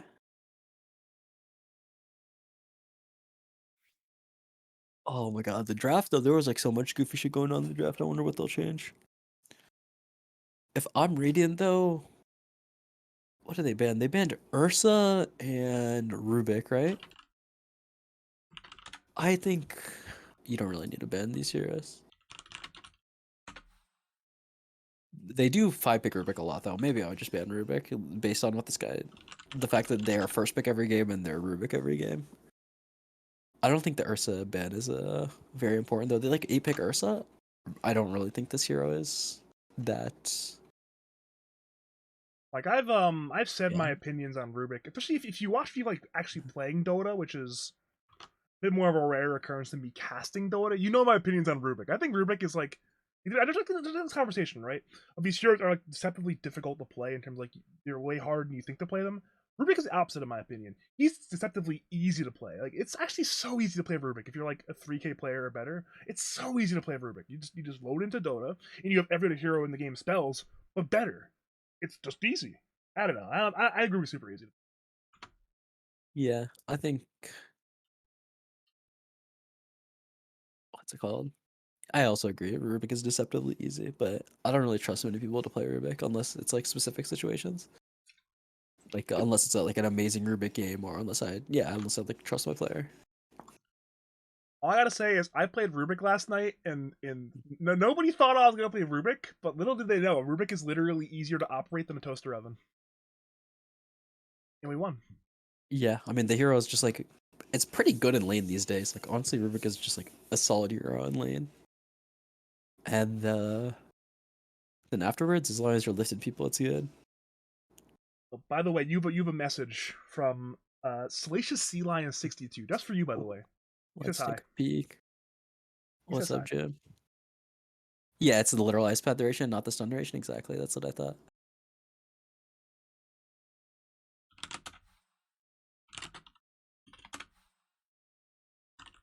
Sven is a 3-spell hero?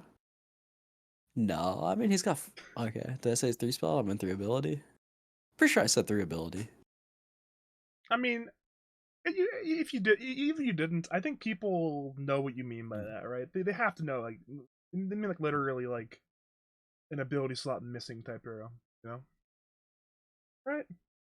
Right? They have to know. There's no way. I hope so. You've earned the benefit of the doubt by being higher MR than. Is there anyone on Twitch chat higher MR than you? Today is a question. What are you at right now, MR wise? So, I lost 4 games in a row, so I'm 7-6-4-0. Jim might be higher than you then. He actually no. I think he recaled and lost like 1K, so maybe he's not. Yeah, he looked very scary low more, so that makes sense that he recalled and lost that much. Actually, what is CUD at right now? Isn't CUD like 7,500 or something like that? Uh, I couldn't tell you. I think CUD might be like 7.5. So maybe he's like won like 3 games and he might be like 7.6 now. But Hmm. I'm just looking around. Like, is there anybody higher MR than you? But you never know sometimes. Yeah, there could be. I'm not that high. I'm trying to get in soon, but I don't really have that much time for Oh yeah, getting. I'm not that high. I'm only 7,600. I'm like 99.99 percentile Dota player. I'm not that high of I a mean, player. so are you. You're like 99%. It's like the I same shit. think I think 99 is up to like 51 now. Okay, I'll take your word for it. Because historically 99th percentile was like 4.2, but that's been like Yeah, slowly rising over the last couple of years. interesting. I want to say Less role like playing. I want to say I'm like 98th percentile. Like I'm falling percentile wise. Getting too newbie. Oh, we got some G's. Some G's in the chat. I like seeing that letter. That means we're going. Gotta double check my lobby settings, of course. You know, eventually, right? You know, one day I'm gonna mess up the lobby settings. And the day that I do, I'll be given so much shit because I've been like, I wouldn't even say nagging. I've been like threatening the captains to do things correctly. If I do it wrong, I will be given so much shit, It's not. justifiably. It's not very hard. There's only. I mean, I have hosted 0 of the lobbies, I'll say, and only one of them has gone wrong. But that one did go quite wrong. Yes, it's one of those things where it's not hard, and that's what I keep saying. So that way, if I mess it up, there's like more of a karmic justice thing where it's like, wait a minute, this guy is messing it up. Wait a minute, it's time to flame him. So, what can you do? I grab some water. I'll be right back. I'll see you in a minute. All right, so they did ban Primal Beast. Big fan of that one.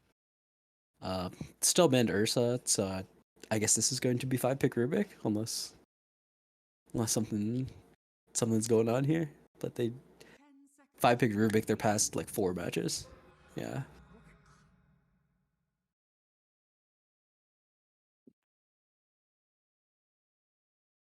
Just a solid hero. You got Lift later on in the game. It's pretty fun to play also. It's maybe the most attractive quality of this hero.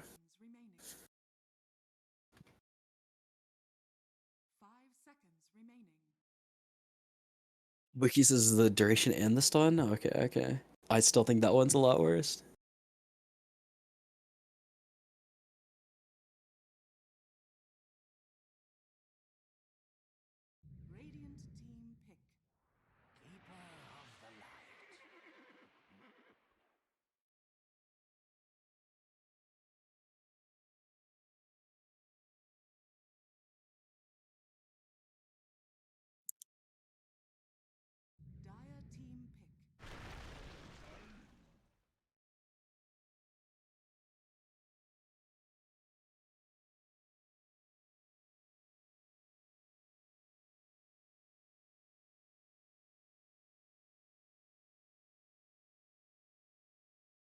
When you get Mason and Jubei to compete.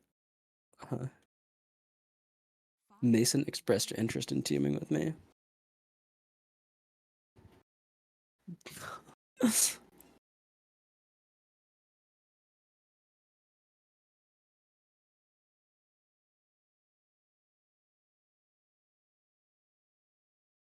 Okay, what's happening in this draft? Coddle Tiny 6'7".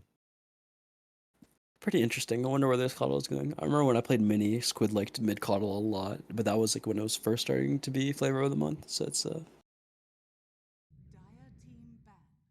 a lot different since then. 8-pick Mag. Interesting. It's good with Rubik, but I don't really think this is your 8-pick hero. I think it's a lot better as a 16-17.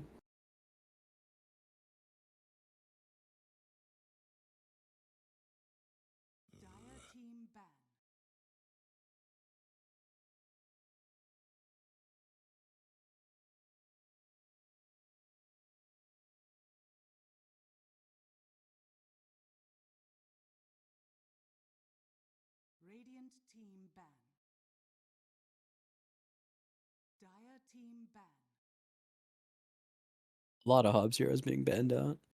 DP Beast Bird. Uh didn't go for the 6-7 bird this time. Guess it's probably because they lost last game. I think the brood worked okay. The first 15 or so went fine, but guess I can understand that didn't really have the impact that he wanted after. Sorry there.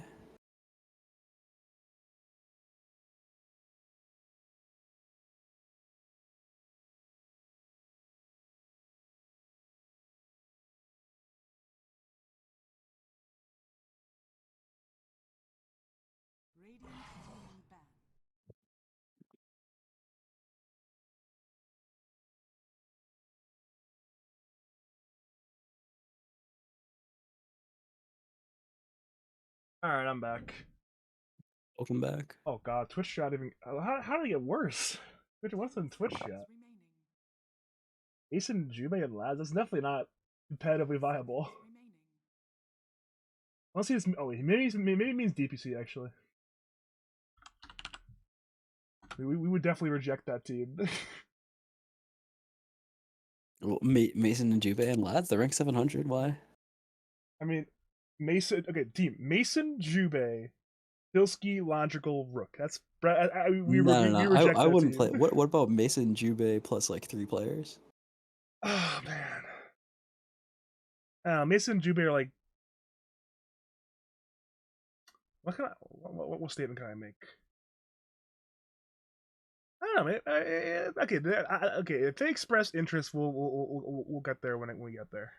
Mm-hmm. Mason really ranked 700 now. Yeah, No way. Really? it's it's pretty bad. We'll get there when we get there.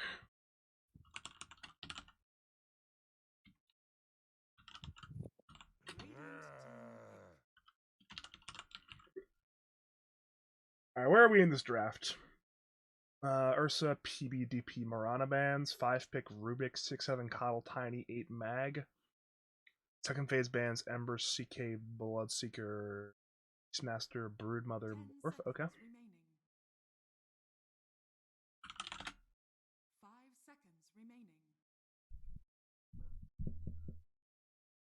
I'm okay. I'm curious. What's your else in this Magnus? Did you discuss the Magnus pick at all or no? Yeah, I don't. I think Magnus. It doesn't make much sense for it to be on the 8 pick, especially because I think this hero was ignored last game. I'll double check this. Yes, it was. This hero was ignored the entirety of the last game, so I think there's no way that you couldn't have gotten it on the 16-17. Like, yeah, on this pick right now that Bloosher has, I think they probably should have picked something higher priority on the 8 pick. Honestly, How do you feel about it? I like Mag a lot. I mean, I'm watching. I'm not sure if you're watching the like the Rojo Jim Uzi Green Esports team. Hmm. They were like 8 picking Mag a lot, and I thought it was pretty good. So I have now also been picking 8 picking Mag in PDC, and if I were better at Mag, it would be a lot better. But still, Did you play offlane? I play offlane in PDC now. Yeah, Okay. I'm a excellent offlane. I'm terrible at offlane, but it's fine. We're still winning games somehow. I mean, it's like the lane is really good with Rubik. The like lift back into skewer is really difficult to deal with. Um, I don't really know why this year would be better 8 than 16-17. I could see it like 6-7, like a Rubik Mag. I mean, that wouldn't sound phenomenal, but I could like see it happen. It's like there isn't much in the game that really owns this Rubik Mag 6-7.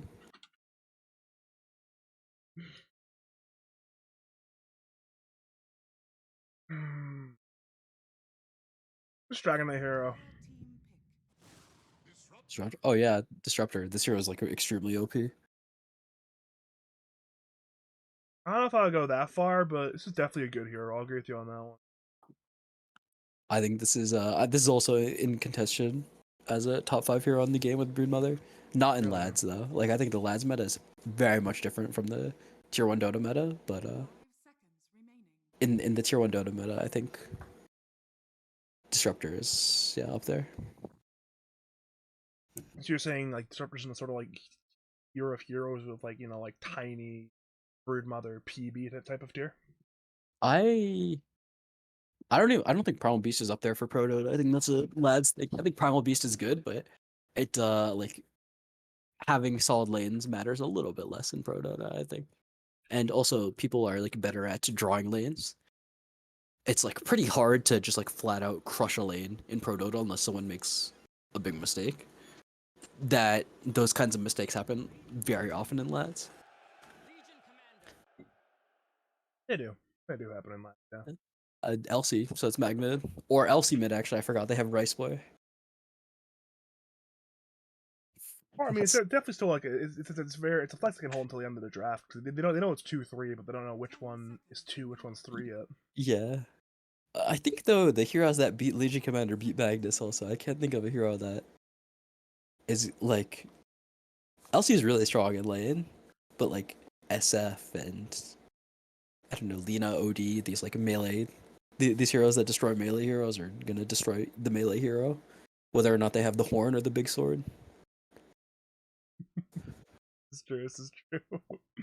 So I like the way you put it, but it is true.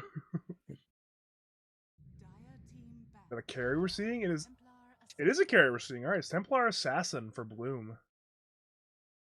If this goes mid, I think that would be really great. I think this is a type of hero that would stomp the Mag and LC.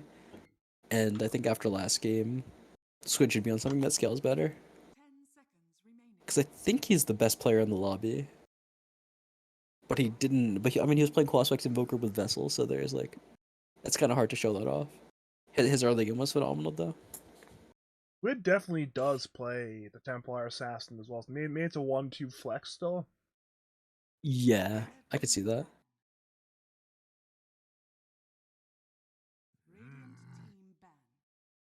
Yeah, seems like they're of the opinion it'll be a TA safe lane though. It's two mid laners banned out, so I think it'll be Bloom playing a safe lane and Squid playing the 24 pick.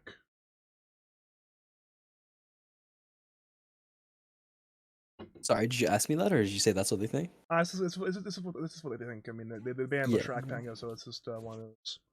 They think it has to be a safe lane too, even though we're not of the opinion that it has to be one. But we disagree with weaponized stupidity right now.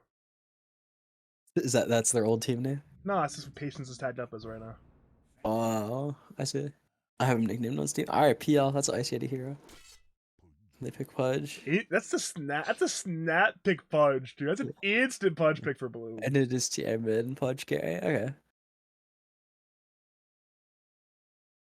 Oh boy, I'm actually. I think if Pudge doesn't get completely dumpstered in lane, then it's gonna be a great Pudge game.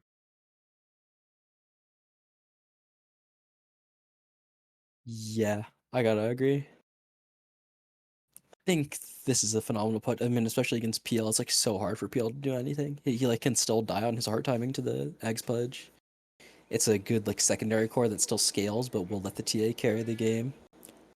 Well, as a save from duel and glimpse. Yeah, it's one of those things where, again, this Ags is actually decent PL illusion clear on Pudge. Yeah, definitely. It's very good. This he's gonna like have to buy a Mage Slayer at some point, and I mean that's not the biggest deal on PL, but it's like very much needed. You just like throwing a Mage Slayer relatively early. You feel like that was like a fourth item.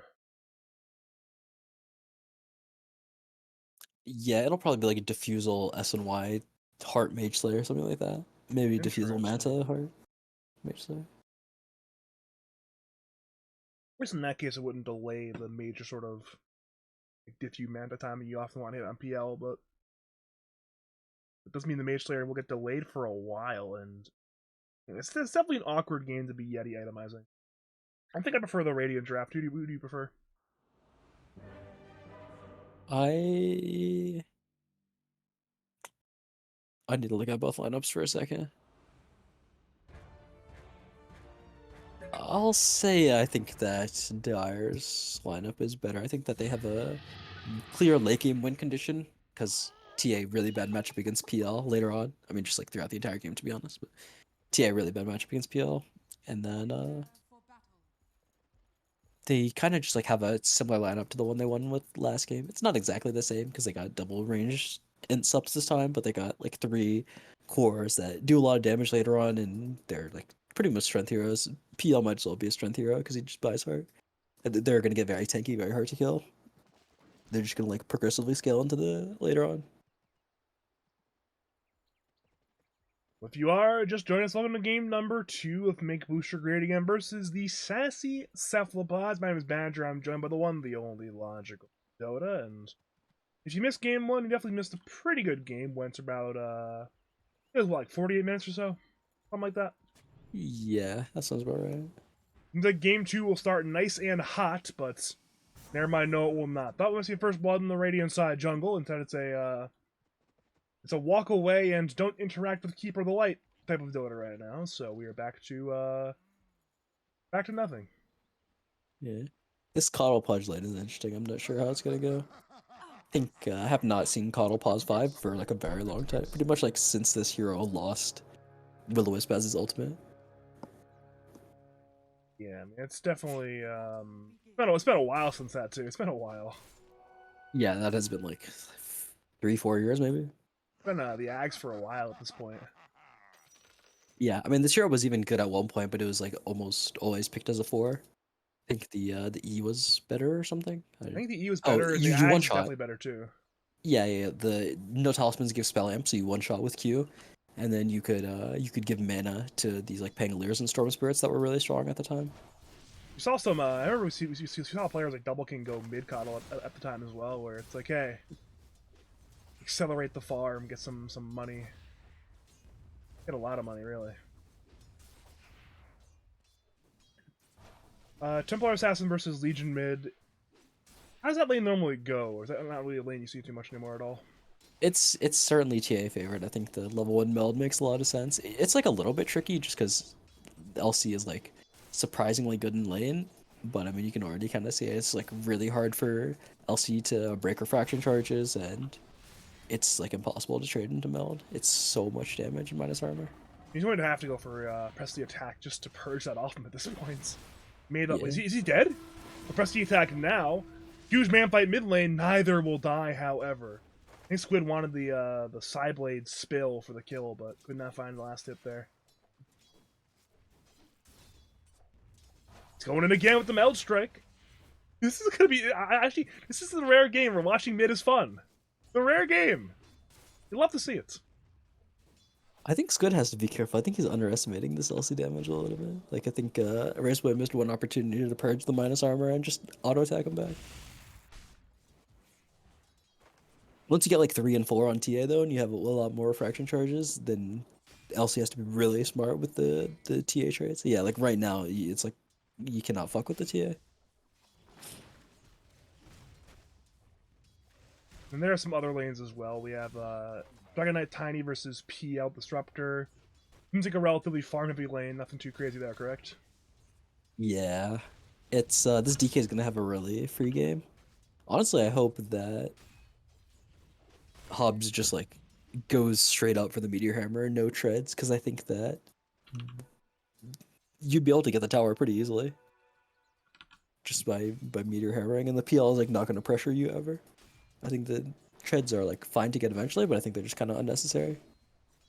I'm surprised that Hobbs didn't put a point in Dragon Tail. I know see a lot of these DK players just get that early point and stun and just use it to secure these range creeps where either you last it as you stun the PL, or even more ideally, as you see PL go for the range creep, you stun him and then deny it. It's like, oh man, my day is ruined. Just Dragon Knight in my lane. Yeah, I think it's not that good in this lane, or I think that you can like kind of do it when you want to, but I think you more so skill stun out of necessity because they like have a purge for the Q, or they're just gonna like kill you. But okay, Tobbs did get a point of Dragon Tail, I think. I think the 102 could have been pretty good on the DK this game because then the DK would like never die. At the point now, with Bracer and only 1 point in Dragon Blood, there's just 0 damage being done. It's like, alright, might as well get the stun point. And then there's bottom lane, it's Pudge Coddle versus Mag Rubik. Definitely hook on Bunions. Luminance on the way, but Bunyan still walks away. I don't think I've ever seen this lane in my life. What do you expect from a Pudge Coddle into Mag Rubik lane? I think that I mean the Pudge should probably be fine realistically, but I feel like He did they need not the actually. heroes He enough skewered energy way pool. away, and there's no points from Flesh Heap. We'll use a massive magic wand. Boom is dropping. There's your first blood going to Pistia, but Alaska wanted Vengeance, but could not find it. That's a Fable forward. A double kill for the dire side. 1 to Rubik, 1 to Magnus. I mean, I Well, like the synergy of the Rubik Magnus a lot more, but I thought that would be fine. I think Speed would be really angry at this Pudge skill build, the 1-2-0, because you kill yourself so fast with 2 points raw and 0 points flesh heap. You like really need a point of flesh heap. I think you should definitely have gone 1-1-1. Then you can go 1-2-1 after, but like right now, flesh heap. I mean, of course it's like hindsight, but the like fleshy point so you don't kill yourself with rod is so important. And it's not like you're gonna have mana problems either. I think that's like one of the nice things about this Coddle Pudge lane is you like Pudge never has to worry about mana. I mean Fleshy was already so low mana, but you can literally just click it off cooldown.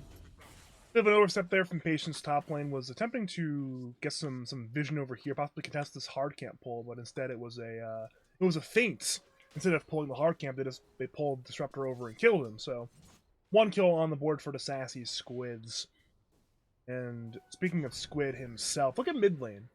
Rice Boy is not here. He had to walk to Fountain, which, again, sometimes you gotta do it, but it's never good. Yeah, that's true. I think Squid's definitely in a position to carry this game. We'll have to be a little bit creative to deal with the PL, but um, like aside from that, Lane is amazing. Has a great hero to carry the game on. Being a bit of a Certainly set up for rotation on success. Squid. I mean, they're recognizing that the Squid hero might just carry the game, but I don't think they kill him with 2v1. I don't think he's killable is the problem. Yeah, really are no heroes that like break the refraction fast enough at this point. You need like PL. That's the best hero to break refraction. Yeah, I mean, they'll go on Redbot instead, who also rotate to the middle lane. Squid will secure the minute 6 Invis rune. Redbot and Bunions are both repositioning. It's a toss on a creep that was intended for Bunions. Instead, Bunions will get meld checked by Squid. Squid is diving. That'll be a kill eventually, unless Bunions has a perfect juke in the trees, getting away from the TA and Coddle, so no deaths there. Invis rune now popped by Colonel Squid, and so now, once again, turn to the Rice Boy. Avalanche comes in from Redbot, meld online. Rice Boy is running. He's trying to run away fast enough, but Squid has the move speed differential. Needs 2 more hits. Trap will slow. That'll be a dead Legion Commander. And it took 3 Radiant Heroes to secure the kill, but Rice Boy once again down. It's not good for his game. That's his only first death, but it's definitely not a good feeling game at all for Legion Commander. This early point of Solar Bind is really nice, honestly. I think this is like a new technology in Sup Coddle. The spell just like honestly is amazing early on. The cast range is really nice at 700 level 1. Like it ends up slowing a lot because when you use it people walk away. 20% magic resistance is also really amazing, but I mean there it like secures the kill on LC after the purge.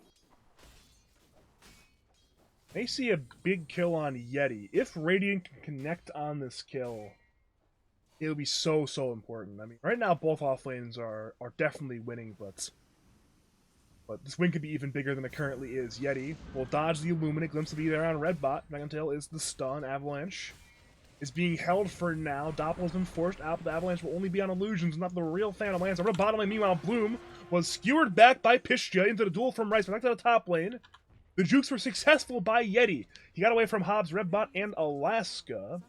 So again, I mentioned now both off lanes were certainly being won. Now it's the Dire off lane that's being won even harder. I mean, look at Mag right now. He's got 3.9k net worth versus 3.5k on DK. And again, mid lane Squidward, he's fine, I believe. His courier's not. It's dead, but he'll be fine. Yeah, there we go. Squid will have to lift away. Sorry, Button to lift away Squid, I should say. Rice Boy wants to man fights. Could be a bold play. You can leave a double damage rune. You're playing into TA. There's no duel. It's on cooldown for 10 seconds. Redbot and Patience both arrive middle lane. Man fight continues. Avalanche. Toss will be there on Rice. Blood Glimpse will be there on Squid. However, in Pistia with the Shockwave on 2. Into the duel from Rice. Double kill comes in from the Dire side. It took 4 to do it, but mission accomplished. TA dead. Duel won. And Alaska is now the only defender. Sure, the wave will die, but those are some big kills on the Bloosher side. Yeah, nicely played by Dire. I think they took that fight well. A pretty big mistake from Squid though. I think that Squid's just gotta realize that like the way he's winning this game is he just like needs to carry as TA, and so you need some more money to do that. He's like kind of playing to ruin this LC's game a little bit by like playing hard in the lane. But I think the best move for him is to like get control of his own jungle, this like main jungle area, and then just shove the wave out and then go farm here, like the small camp or sorry, not the small camp. That's pretty far away. The hard camp, and like eventually can even go into the triangle. But there are some stacks at the triangle, but they're only double stacks, I believe. Bottom lane's T1 tower is very injured, by the way. Bloom's on the defense, but playing 1v. Oh, Bloom, he'll go on in, but it's right into Bunions and Patience. Pistia will last at the tower, then walks on over. RP is used to cancel dismember into the meter hammer from Magnus. Pudge is quite tanky, but there's no amount of tankiness that can save you from your death. One more kill for Pistia, his 3rd kill of the game. He's 3-0-3 on Magnus, involved in every kill in the game. #1 net worth by a country mile. Pistia, you mentioned now in the pregame that in the draft period that Squid might be the best player in the lobby, but Pistia is, you know what? Squid is not the best player in this lobby. I am. I'm gonna show why. Yeah, he's had a really good game so far. I think that Meteor Hammer's like really easy to play around, to be honest. I think it's like a good idea to play these Meteor Hammers and lads because I think it gives you a very clear game plan, and it kind of works the same as Vanguard, where like once you have your item, it's it's like it, you're unlaneable pretty much. Like once you have Vanguard or once you have Meteor Hammer, the other hero can't lane against you because you just keep pressing it or you like don't die on Vanguard. So yeah, just mana boots, Meteor Hammer, spam clarities, and just like spam spells. It was a good TP rotation also. I don't think most players would have made that to the mid lane to kill the TA earlier. It's just playing really well. Would love to see him pull the hard camp though. He's like stacking right now. If he pulls the next hard camp to like make the bottom lane not safe for the pudge, I think that's really high level stuff. We're at the point now where he went for the stack play rather than the pull play, which will maximize his own personal money. I mean, he's not quite at 7,000, but he's pretty close. Yeah, this is really farmed. Gonna have like a blink dagger well before 12 minutes. We've actioned multiple places. Mid lane, the tower is dead, and now the mid lane DK will converge over to Rice Blues, contesting Squid at their Radiant Tri-Camp. He's in the Roshan pit, trying to perhaps deny himself to Roshan. Avalanche will be there on Patience as well. Rice Boy somehow walks away from all of that. How is that even possible, actually? How do you get away from this? Patience is dead. How is nobody dead? How is everybody alive still? Glimpse will be there on Squid. Squid is brought away. How do you possibly make that play work? Redbot is not lifted towards the dire side. Pistia arrives. How does nobody die? I don't get it. Yeah. LC is like a that one happens on LC sometimes just because you're like RP, Blink RP revealed by Pistia, into the skewer, right into the duel. Goodbye, Colonel Squid. One more duel win for Rice Boy. His third duel win in the game. You're saying illogical?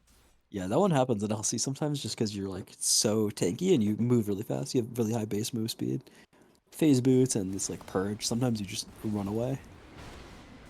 Yeah, Piscia's playing really well though. Nice rotation. The blink reveal on Squid, most important hero easily to shut down. Interested to see what Piscia's gonna buy after though.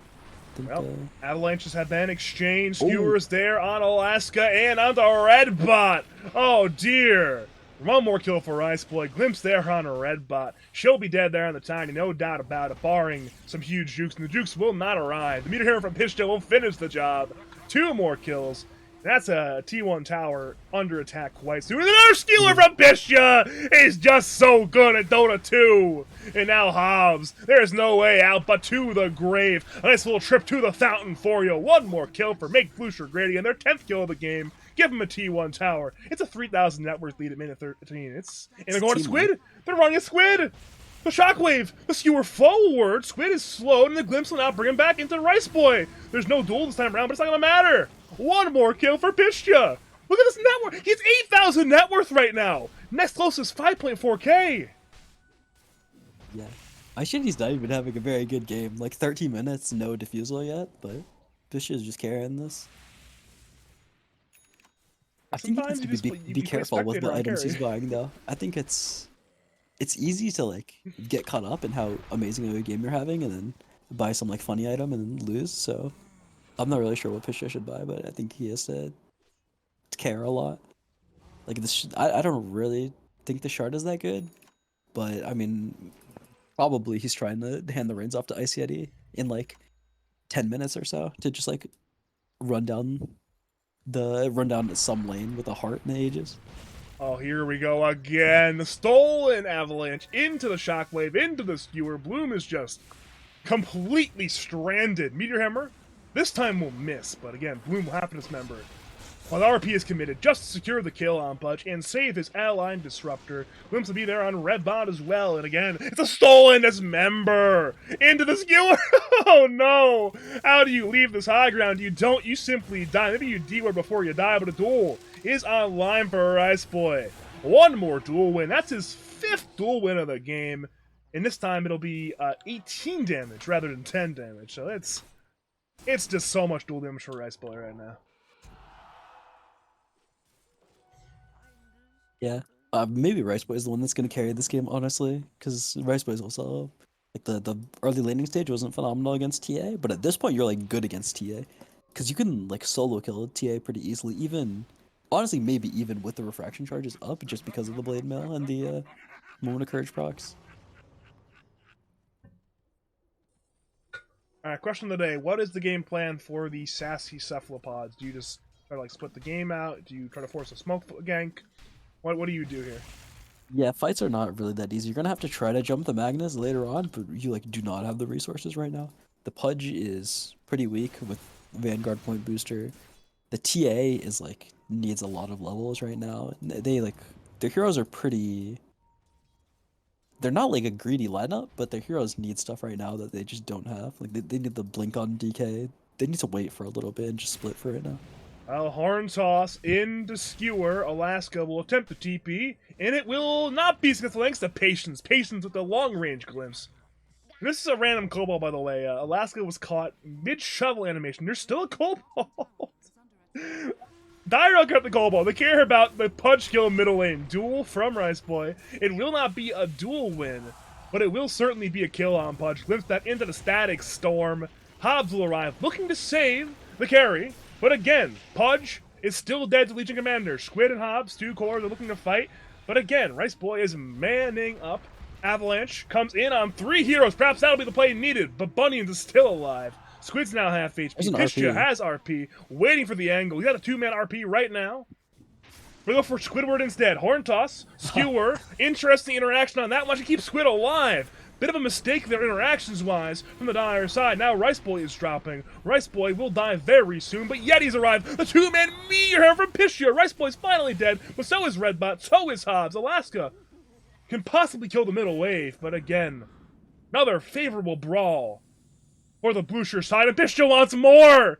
Pistia wants more! Shockwave! There's the Skewer! Goodbye! Keep her the light. Horn Toss up. Bring her down. Ice Yeti will complete the kill, and now Squid wants Vengeance, looking for patience, but the RP will be there into the Meteor Hammer once again. Refraction's up in 4 seconds, but Squid will not live for 4 seconds. Now Bloom tries to dismember, but it's been canceled by Bunyan, stolen Avalanche. Redbot has respawned. In comes another Avalanche. Dismember's now stolen by Bunions! He got it again! The Blink Skewer this time misses. Hook off the mark as well. Radiant want to fight. They're desperate. Blink Stun from Hobbs. They're on the Pistia. But Bunions has stolen Dismember into the duel from Rice Boy. And now Redbot is getting kited around. Run down by 4 heroes. 21 kills. Caught a Blackjack for Make Bloosher great again. They're up by 8,000 gold. It's time to fold at this point. This game's looking so over right now. Yeah, I thought they might have called it at some point during that, to be honest. It's pretty hard to play. I don't really know what you do. This Magnus is 10k net. He's about Greaves. I could kind of respect that. I think it won't help him scale, but they're going to end the game now. Like, even the PL's joining the fight. He's pretty strong with this defusal. Oh. If that hits. I think this game, though, is a good example of how broken Disruptor is. Because, like, older Disruptor, the broken part of this hero is the early game, but, like, how many catches has Patience gotten? Sure, like, a lot of it has been thanks to the Blink Skewer from Pistia, playing amazing, obviously, but, like, the, like, additional +1 kills that Patience has been getting this game, like, invaluable. Not very many other subs can do that. This Radiant Obs is actually probably saved the game. It's not won yet, but this game would be over if this ward wasn't there. It's seen so many movements. And look at Dire. Dire knows this vision right here. 1 Sentry Ward, 2 Sentry Ward, both right off the mark. Now Radiant Smoke. There's Sentry on the floor. Dire know it. They know the Sentry is there. I'm not sure if Radiant know the Obs is there quite yet. This point, again, Dragonite has Blink Stun. It'll be on Pistia. Into the Meteor Hammer. Static Storm comes through, silencing Hobbs. Hook onto Magnus. Magnus is dropping. Mag will get the ARP. No, it's not off in time. Duel will be there on TA. TA will fall. But Dire are beginning to die. Bloom's doing a lot of damage right now. Rice Boy is low. Yeti's half HP as well. But supports still have so much damage. Bloom may fall to the illusions and Spirit Lance from Yeti. So ends up being a 2-for-1 so far. In the trade, the Illuminate will break down Rice Boy. A good fight at long last. Maybe goods in air quotes, but again, it is a 2-for-2 core trade. If you're down by that much, that's a fantastic 1k swing in your favor. If Pistia got that RP off on 3 in time, dear God, that was so close to being a complete disaster. I think they got lazy, or maybe they're just having fun on Dire Slang, but that fight was like, the way they took that fight was really bad. Alright, Redbot appears to be dead, though Hobbs wants to be the savior. Redbot dead, Vengeance is brewing. Illuminate will not hit Bunions. I think barely dies. Yeah, he'll barely die. So still ends up being an R1-for-1. That word finally. Okay, did the word expire or did it die? It expired. Okay, okay. You're talking about the Radiant one, right? Yeah, the radiant one that was right here that was just Yeah, dodging it every sentry in the expired. world. It was up there for the big 7 minutes, 8 minutes, 6 minutes. Sheesh, I should know that. I should know it too. I'd buy those now. What can you do? I mean, it's a situation where you play a game like this, right? You're down by this much on the Radiant side. Your goal is to always, stop the bleeding. At this point, you were hemorrhaging the floor. You're gonna bleed out at this point. Not even triage can save you, but when you get a relatively even fight like that, you begin to bring this game back. It's still a very hard game to win, but you get one fight, you get a second fight like that, and suddenly it's no longer just like 9K net worth. It's more like a 4K net worth. It's like, wait a minute, we're something a lot further back into this game, and Bloosher are going to keep trying to apply the pressure, but getting more kills might not be as easy as before anymore. Yeah, I would definitely agree. I think they're trying to force this mid tier 2 tower like way too hard, and they're winning these fights, but it's not guaranteed. I mean, even last fight got a little bit dicey with how it started. I think there's like so much of the map that they need to be farming. They could be so much farther ahead right now than they are, but they like keep running their head into this tier 2 tower, and at least they're farming out the dire jungle, which is nice. But they like their own jungle just kind of got forfeited to Squid, who has a maelstrom by the way for the PL. Just very low mid T2. I mean, Hobbs is trying to defend, but again, I mean, they got it, but I don't really think they had to forfeit it on Radiant. Yeah, I don't really like their approach by the Dire. Four-man smoke gank as back. well. Yeah, they're sweeping. They're doing the sweep. And they know Radiant has to be somewhere over here, right? And there's going to be a lot of good targets. It's split attention right now. I think Pitcher wants to go on Bloom. Bloom will tank a shockwave. Squid TPs away. Skewer will not cancel that one. Duel comes in over to Redbot. And again, Bloom TPs away as well. So a bit too much split attention there. Multiple cores get away. It's only a tiny call on the sweep, so relatively good disengage from the Radiant side. Only losing Tiny. Not losing TA. Not losing Budge.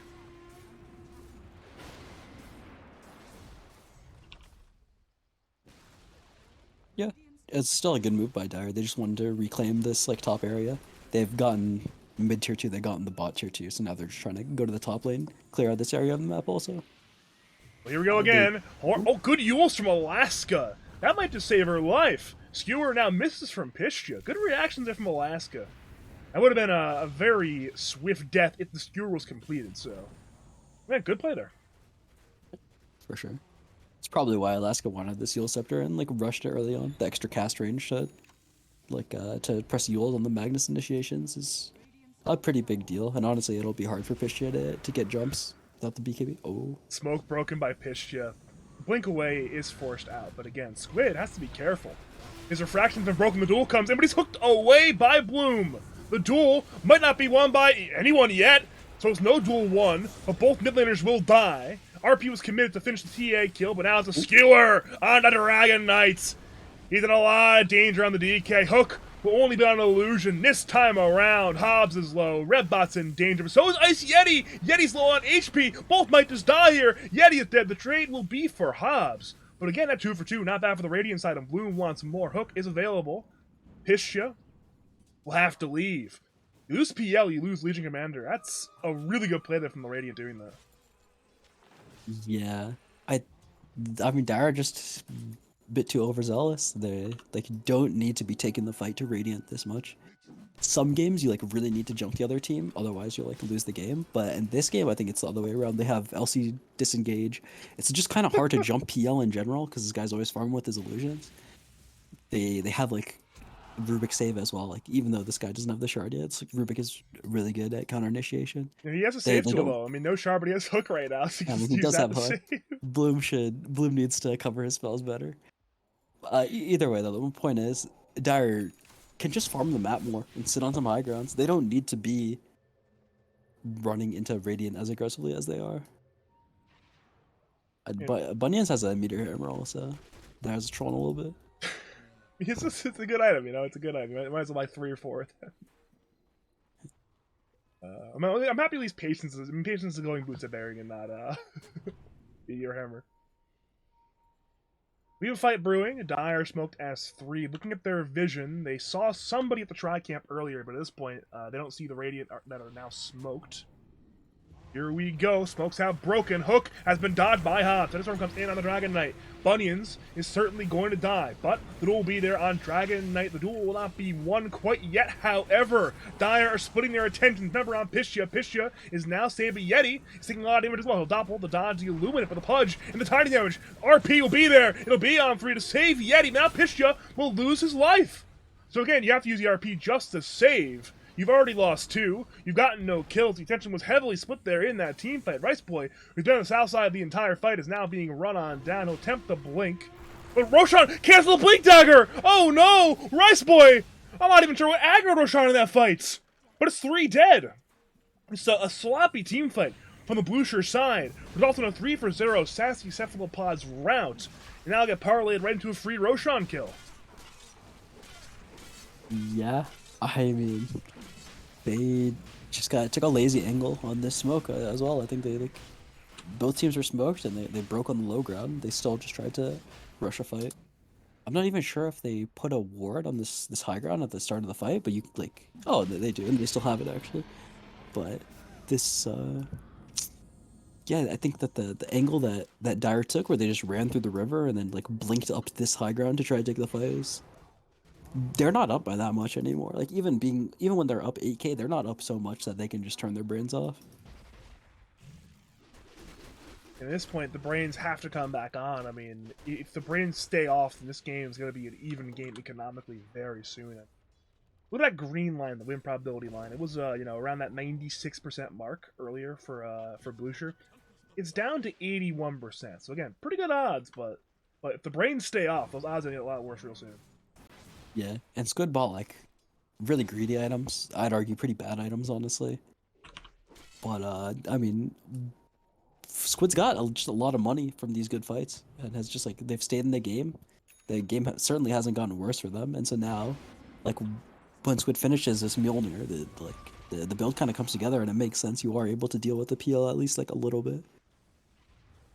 I think this is worse than just like playing Templar Assassin the normal way with like Deso and stuff, but I understand why Squid wanted to do this, because the matchup is obviously very bad for TA. Seeing Bloosher once again split their attention. The Meteor Hammer will be there on multiple T3 towers. Bunions is Meteor Hammering mid. Pishy is using it bottom. Both these T3s are about half HP right now.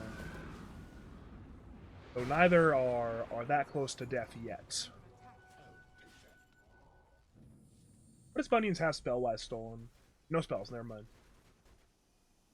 Does not have spells.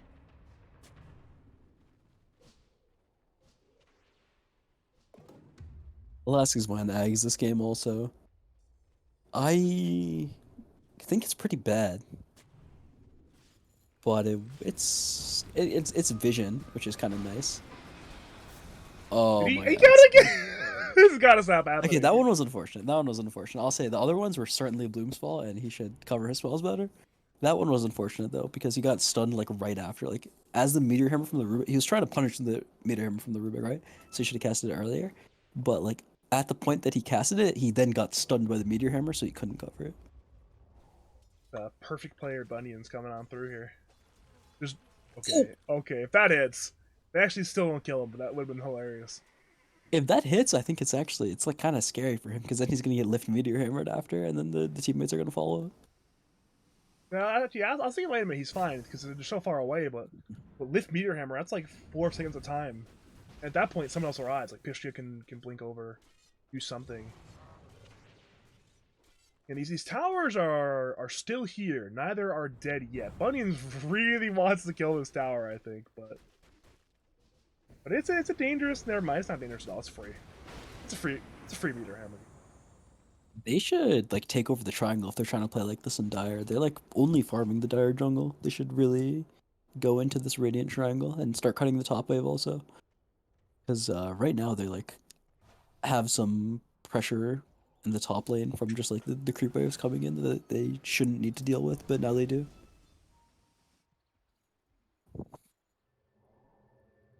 This TPing away time. I don't think Dire saw the Pudge TP. So no death there on Bloom. And again, this is we're in a situation now where Radiant grabbed this Roshan earlier. Aegis will not be used, it appears. We have a minute 15 left from Squid. It's been mostly a farming Aegis. I think one tier 2 tower died. Another than that, it's been farming time. Yeah. I mean, it's understandable. They're still, like, probably weaker in this team fight. Like, the PL has not hit critical mass yet. Has the Mage Slayer queued up, about to have it finished in 10 gold. This is probably Dire's best timing, but they're supposed to have an Aegis right now. That's the thing. And the Aegis is on the TA, so it's not even going to be available for at least 3 more minutes. You can always just play the high ground as you meant. Oh, the long range hooks! Oh no, Bloom! Your life is forfeit. There is zero doubt about it. Meteor Hammer misses, but the other Meteor Hammer hits into the RP. Perhaps a little bit of overkill, but the job has been accomplished. R.I.P. Pudge. Glimpse will be there on Squid, bringing him all the way back to the top lane. He could have BKB'd, but he said, you know what? I prefer my BKB to being in this fight. I'll just be top lane, I guess. And he's gone now. Yep, he's gone. They like went on Rice Boy top lane, but he lived just by BKBing. It was Red Bot and Squid. Oh, if that actually hit. The Eye of the Vizier on Rubik plus goodness gracious, that is. It's one of those like these spells begin to hit and the decibels go up. Instantly, decibels go up. He doesn't have that much hook left though. Was that like maybe half a minute left? It's so long. It's so long. About the Shard also on Rubik, I'm a big fan of this, especially with how poorly Bloom has been covering his Dismember. If you can still Dismember, that spell is heavenly on Rubik. Honestly, potentially even better than Hook, because having the long range Dismember save, where it's just a point and click save that like makes them untargetable, is so OP. It's one of those. It's way better on Rubik than it is on Pudge skills because you just have all this cast range and you have no cast animations because you're Rubik of all heroes. Like, oh, it's free. It's free real estate at that point. It's fun times playing Rubik. Squid's going for a bit of a play here, waiting for Rice Boy to walk into the meld, but instead Rice Boy will blink towards the outpost. Avalanche will force a BKB from Rice Boy. BKB duel has been committed to. Both mids are in danger. Yeti will kill the Will-O-Wisp, and Rice Boy actually dies to Colonel Squid.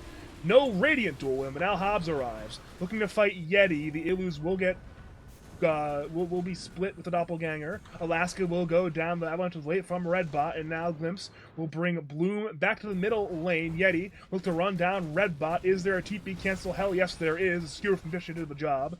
Ended up being a 2-for-1, but a relatively even trade. 2 subs for 1 Legion Commander. Yeah, it is pretty good for Radiant. All in all, I'd say they forced Dire to come back to this area, so now that Radiant has access to their own jungle. And, I mean, yeah, this trade is not decisively in Dire's favor, so it's just more time that's being bought for Squid. Dire still is going to have to mess up a couple more times, like at least one more time, because the PL still has good core matchups, and, or at least a good core matchup against the important hero, which is the TA, and then... We're not quite in the danger zone yet for Make Bloosher Gradient. We're not quite at the throw zone, but again, you mentioned it, one more misplay that could do it. And so that next Roshan alive, right? We need to find out still. We're still 20 seconds away from finding out when the next Roshan spawns. So we're not in a rush quite yet. We still have some time to see. It's more of an announcement at this point, waiting for Roshan to announce his spawn time. Radiant are smoked as 4. Looking to make some kind of play in the Radiant Tri-Camp area. Roshan will be up in a minute 14, by the way. The smoke will break on Yeti. Yeti doppels away in time. Sounds will be there on Hobbs. Hobbs is forced to BKB. Looking for Yeti, but Yeti is unstunned. There's just too many Phantom Lancers. He'll simply walk away from the vanguard of the Radiant team. And now, with the main body of the Dire arriving, Glimpse will be there on Squid. Will-O-Wisp will zone away Yeti temporarily. Doppel has been used, running at TA. Once again, TA has been disarmed as BKB, but a duel comes in! The hook will be on Yeti, but it's a dead Colonel Squid, and Rice Boy is man-fighting. Yeti is man-fighting. Pistia wants the angle. A huge 3-man RP! The stun was massive! Hobbs down! Rice Boy fighting! Redbot dead! Blue has been silenced! He's trying to salvage the team fight, but there is nothing to salvage. Alaska will die as well. That's a full 5-man wipe. And make Bloosher great again. Are tired of toying around. They say, you know what? We want our lead back, and we want the 2-0. Yeah, I mean, Radiant was doing a really nice job, but the fights are still so hard. They took this fight in like the best possible way on Dire, though, I will say, with Ice Yeti tanking the smoke and not getting jumped on. Like, he maybe walked in a bad place, but like they have the wards here for Radiant, and Ice Yeti just like kind of leading on the Radiant team is exactly how they want to take this fight. And they took it pretty close to the Radiant base also. So this is at least one, easily at least one, probably 2 lanes. It's at least gonna be like a lane in like a T3, zero doubt about it. The T3 is dead.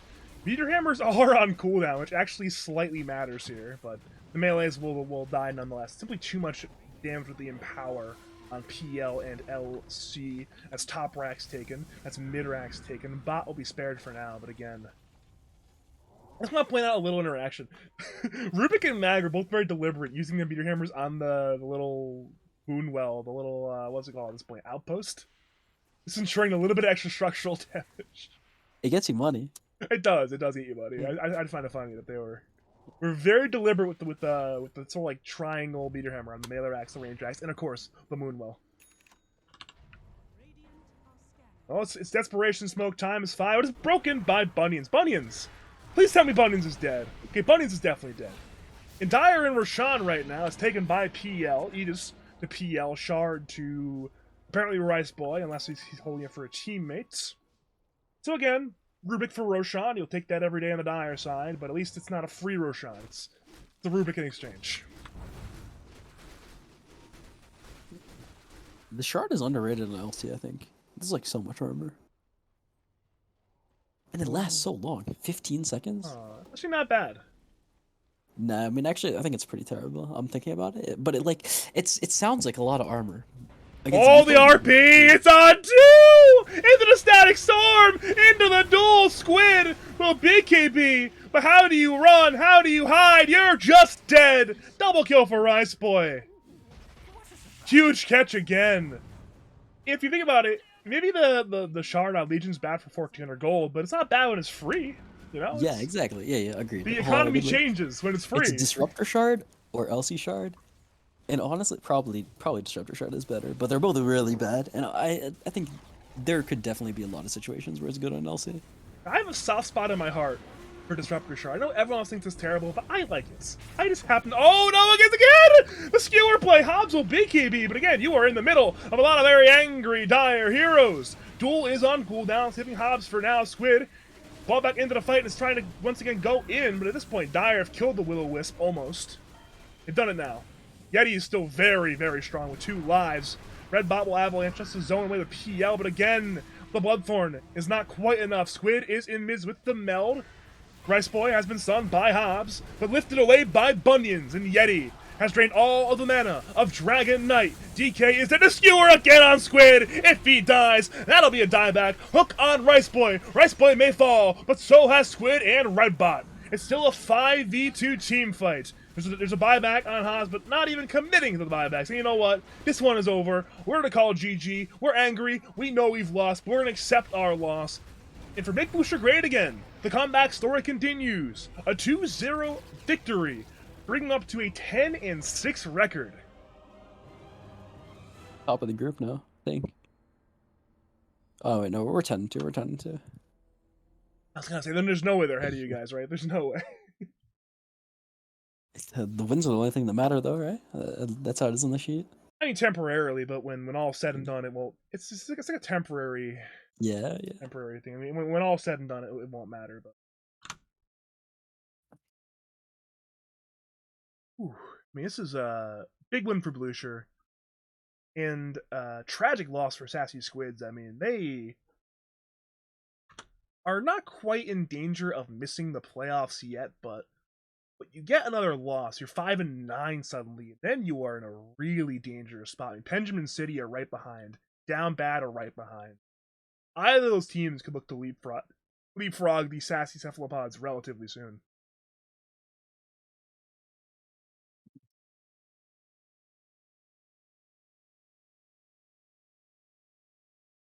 At this point, if you're Hobbs, if you're Squid, if you're saying, you know what do we take away from this series? What's like that sort of like takeaway lesson to learn for the next series?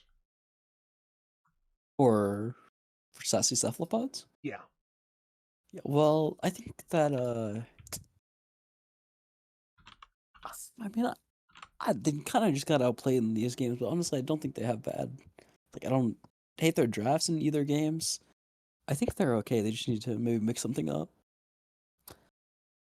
I mean, like, I don't like the five coddle, but that's pretty much it. I think their drafts are good. I think their gameplay is pretty good.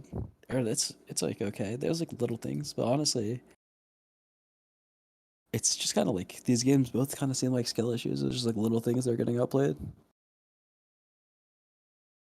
And the little And things is always the hard parts to correct for. If it's a big I mean, mistake, you can okay, I always guess one fix thing it. that they But could do is they could.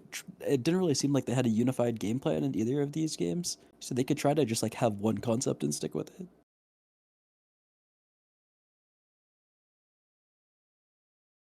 all right. So at this point, I mean, for make Bloosher great again, just a big. I mean, game one back and forth game went the right direction. Like, and then game two is a different style of winning, where one game you won off of late game decision making, the other one you win off of early game dominance. So again, Bloosher are back to top form, and again, if they're looking like this going into playoffs, then they could be a team that could beat anybody.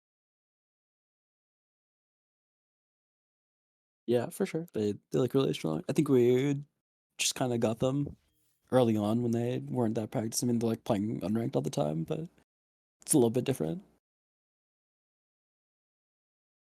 I think that if we play them again, like in playoffs, then series will certainly be harder. Yeah, that sounds correct to me. That definitely sounds correct to me. And this is a team that's been waiting to be online. They're now online. They're back. Bloosher's back, baby.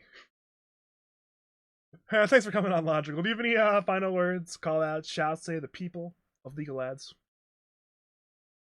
Uh, no, it's fortunate that we haven't been able to cast too much, but it's still pretty good. These games are pretty alright, entertaining, surely. We'll agree with that sentiment. It's always great having you back on. You know, playoffs will be starting in 2 weeks to play your group stage games. Cough, cough, group mini. But we have 2 weeks until the playoffs. Of course, when playoffs start, that's when the Dota gets even more fun. Even more stakes involved, and we finally get to see the group Mickey versus group mini playoff showdowns. 8 different round one series, 4 winners, 4 losers. All will be group on group action. So we'll see. We'll see if all of the maulding and spectatoring from Group Mini was justified or not. We will see. We will see. My name is Badger. Thanks again to Logical for coming on and joining tonight. Congratulations to Make Bloosher great again on their 2-0 victory over the Sassy Cephalopods. Thank you, of course, to the viewers for tuning on in. If you're looking for a caster, looking for a tournament organizer, especially if you're a pro TL looking for an admin or a caster, know where to find me. It's over on Twitter, twitter.com/badger02, or over on Discord, badger5713. Please hire me. But for now, though, thank you for watching, and as always, have a great night.